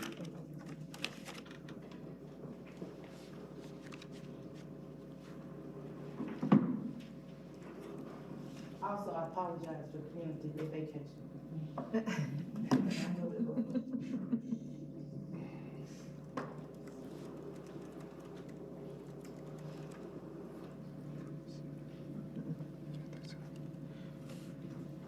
So no comments were submitted online. I'll just, for everybody's benefit on that. Any other comments?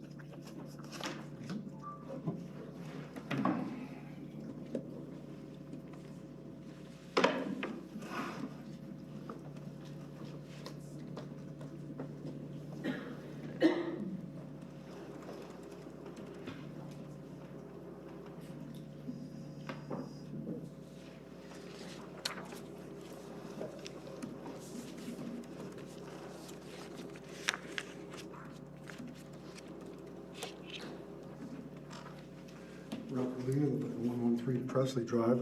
Something that just comes to mind as I look at this, I wonder who will be administering or managing the community benefits? Because there was another subject I was just involved in some research on. There are a lot of regulations as far as getting those. You can't just say this kind of business, say a woman-owned business. You have to have some kind of certification to get, so I just wonder if the developer looked into that or anything, because that's a management thing I think needs to be addressed before we just blunder out into that and, unmanaged regulations. So I just thought I'd bring that up. Thank you. Thank you.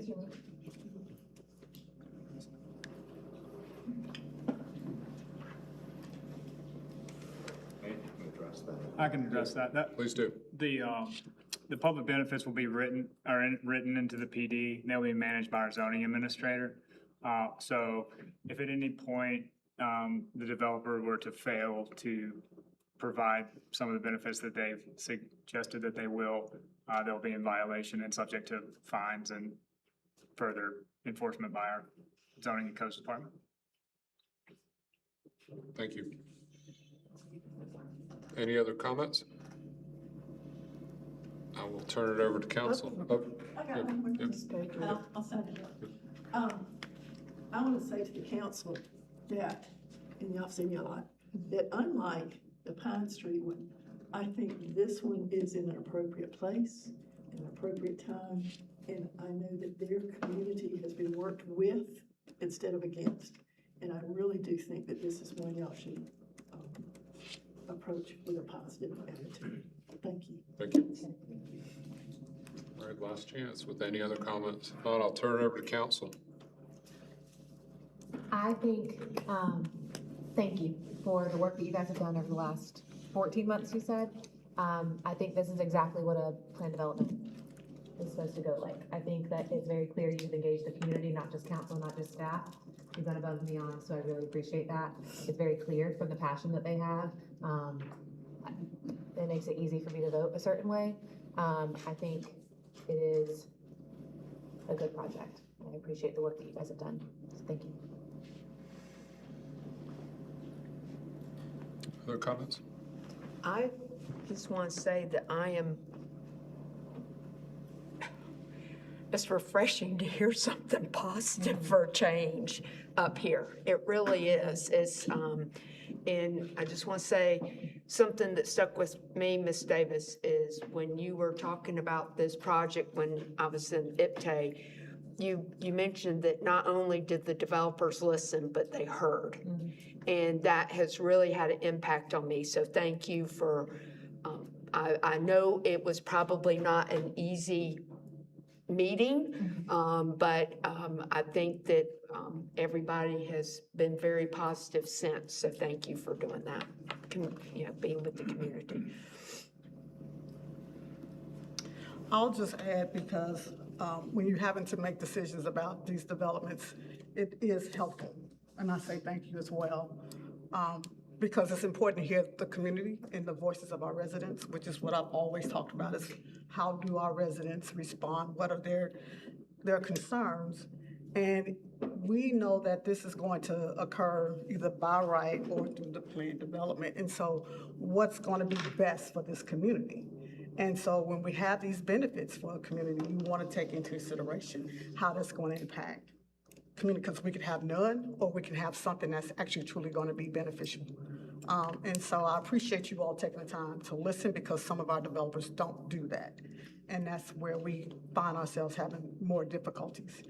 I did like, as I said last time, the fact that we're looking at middle, not trying to outprice some of the students in terms of how much they're going to have to pay, because that is an issue too.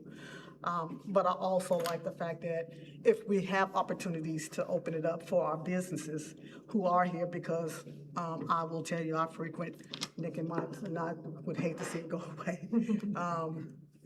So things like that is so important to this community, because we're not always looking at what's typical, because what's downtown is for what, people like to go downtown, but there are other of us who like to do something different and enjoy, and community. So community is so important here. And so I thank you all for doing that. So it is refreshing. I will still acknowledge, in some ways, I will ask the question about capacity, because there still may be some difficulties when you're trying to fill those beds. And maybe having a plan on what you're going to do with those beds. And so I will also think about possible affordable housing in some of those situations too, where it's not necessarily student related, but maybe other families, professionals could live in those capacities, in those buildings too. So, but I appreciate all that you all have done. And I think this is definitely how I would like to see it done. And if we have to do it, this is a good way to do it. Just to comment, amen corner to many of the comments already made. And just to reiterate, by right, this would be a 662-bed project. It will be 752 more than only 90 more. So that is, by right, being what a developer can build without permission versus with permission. So we've looked at the fact that we've had the potential community benefits. We would not have those if it was built by right. So that, I think, is a major decision maker for a lot of us. And again, thank you for all your work with the community in designing this in a way that the community can support it. I will continue to say I do have concerns about is this capacity needed for student housing. So just keep it in mind as you look at the numbers, and as what Ms. Smith said, we haven't had 3% growth at Clemson any of the last 3 years. So just look carefully at those numbers. I think it's a great project. Thank you again for all you've done for the community and to the community support. But just look closely as you build out options if it's not filled with students, what you can do. Thank you. That reminds me, Alicia, you were supposed to have our numbers. Andy provided the numbers. You're talking about, that was for Pine Street as well, but. No, you were talking about Clemson University numbers. So do you have the numbers? Andy We provided council with the numbers that we received after we met with their admission staff. No, I'm talking about, you made the comment to the developer that you had different numbers than what was presented to us from the Not this university. developer, it was the Pine Street developer and Andy. I know, but that, she reminded me that you had said you were gonna get some numbers for us. Andy provided those. So since he provided, I didn't need to, because he gave you all those numbers. But you were saying they were wrong. That's why you were gonna do different numbers. Okay, I must have misunderstood, sorry. Maybe one thing is, I must have misunderstood, apologize. maybe one thing is, I think we mentioned 3% growth. 23, it was 0.98% growth, 2024, it was 1.1% growth, and 2025, it was 1.6% growth. That's publicly available numbers.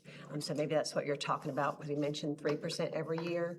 We're not achieving 3% growth every year. So just keep it all in mind as you look at all your But the bridge students have grown by that much. Debate for another time. Yeah, I'm sorry, I just, she reminded me. I'm not agreeing or disagreeing with any numbers, but let's You have a debate this chance. in a different So, way. I'm sorry, she reminded me.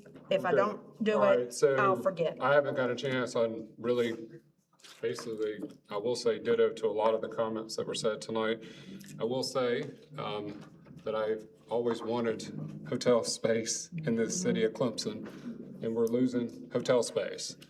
Because I always hear that we don't have enough hotel rooms, and the price of the hotel rooms are very high, especially for special events, and it limits people getting that full experience of being in the city. But with that said, I think everybody has said it very clearly that it was going to be sold. It was going to be developed either by right or PD.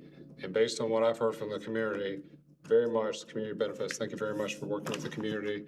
So that's where I'm at as well. So that's my comments. Would you want to add something? Yeah. Let's make a motion. Okay, would you like? Don't skip him again. Go ahead. I'll be jumping and running. I do better if I have my thoughts organized for me, so bear with me. Before we vote tonight, I'd like to recognize a group of people who deserve our thanks. I want to thank the community leaders and the residents who chose to engage directly with the developer. That took courage. It's not easy in today's environment to publicly support any aspect of a development project. Too often, people who choose to engage are accused of having hidden motives, of selling out, or somehow working for the developers. I reject that thinking. The people who stood before us did exactly what I hope more citizens will do in the future. They rolled up their sleeves, stayed at the table, identified the needs of their neighborhood, and negotiated for a better outcome. That deserves our respect, not our suspicion. Their efforts resulted in meaningful improvements for the neighborhood they represent, $1.8 million in this area of town, along with meaningful modifications to mitigate the neighborhood impacts. That's exactly how civic engagement is supposed to work. I hope we hold them up as an example of what constructive citizen involvement can accomplish. Because we have another path, we have tried simply saying no, and we should be honest about where that leads. Development often comes anyway, except the community has less influence over the outcome and fewer public benefits to show for it. That does not mean we say yes to every project. We absolutely should not. It means that when a project meets our long-term goals, engagement gives us a stronger result. Most development proposals never make it to this council because they don't meet our standards, they don't fit our plans, and they do not survive the review process. The very few projects that do reach us have already been examined by professional staff and reviewed by citizen volunteers serving on our planning commission and other boards. That brings me to another issue I'd like to address. I have heard from citizens accusations that our planning commission simply follows orders from staff. I have heard accusations that council simply does whatever staff tells us. I have even heard suggestions that people who support projects because somehow they are benefiting personally from it. I want to be very, very clear. That has not been my experience. Our staff provides professional analysis, technical expertise, and recommendations. That is exactly what we hire them to do. That is what the state mandates that they do, and they are very good at it.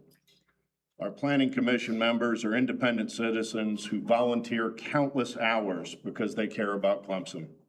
They ask difficult questions, they challenge applicants, they recommend changes, they have their own opinions, and anyone who has attended their meetings knows they are not afraid to express them. The same is true of this council. If you've watched our meetings for any length of time, you know this is not a council that simply falls in line behind one another or behind staff. We disagree, we debate, we challenge each other, we change our minds, we cast split votes. That is what independent decision-making looks like. I also want to say something to every citizen who volunteers for our city. I served on our boards for nearly 8 years before joining council. I know the hours you invest. I know the criticism you sometimes receive. I know how often the work goes unnoticed. Please know that your service is deeply appreciated. Our city could not function without citizens willing to give their time and expertise. Finally, I want to return to the residents of the neighborhood. You demonstrated something important. You proved that citizens do not give up their principles by engaging with a developer. Quite the opposite. You demonstrated that respectful negotiation can produce real improvements for the people who live here. I hope that becomes the model for future projects in Clemson. I believe empowering the functional engagement of our citizens is a core responsibility of council members. I hope more neighborhoods choose engagement over disengagement and dialogue over assumptions. Because when citizens stay involved, when boards do their work, when staff provides honest professional advice, and when council makes independent decisions, I believe Clemson is stronger. That's the process I believe in and the one I want to support. Other comments? All right, would somebody like to make a motion? I'll make a motion that we approve the first reading of proposed plan development 1310 Tiger Boulevard. Second. Any additional comments? Okay, we'll do like we always do. Roll call. Councilmember Fulmer. Yes. Councilmember Sherrill. Yes. Councilmember Evans. Yes. I say yes. Councilmember Scott. Yes. Councilmember Smith. Yes. Councilmember Jones. Yes. Thank you very much. We will take we won't take, please, if you need to leave, please step out. It's not, yeah, we're not. There's a soccer match later on tonight for US, go US. But family's very important, so please, we're gonna keep on going.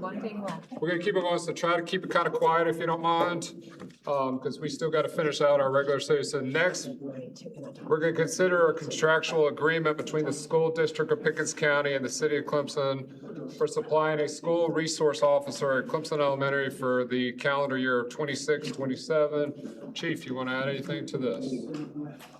Same contract as last year. Okay, any questions or comments for Chief? Just the formality, right? I'm sorry? Just the formality. Yes, ma'am.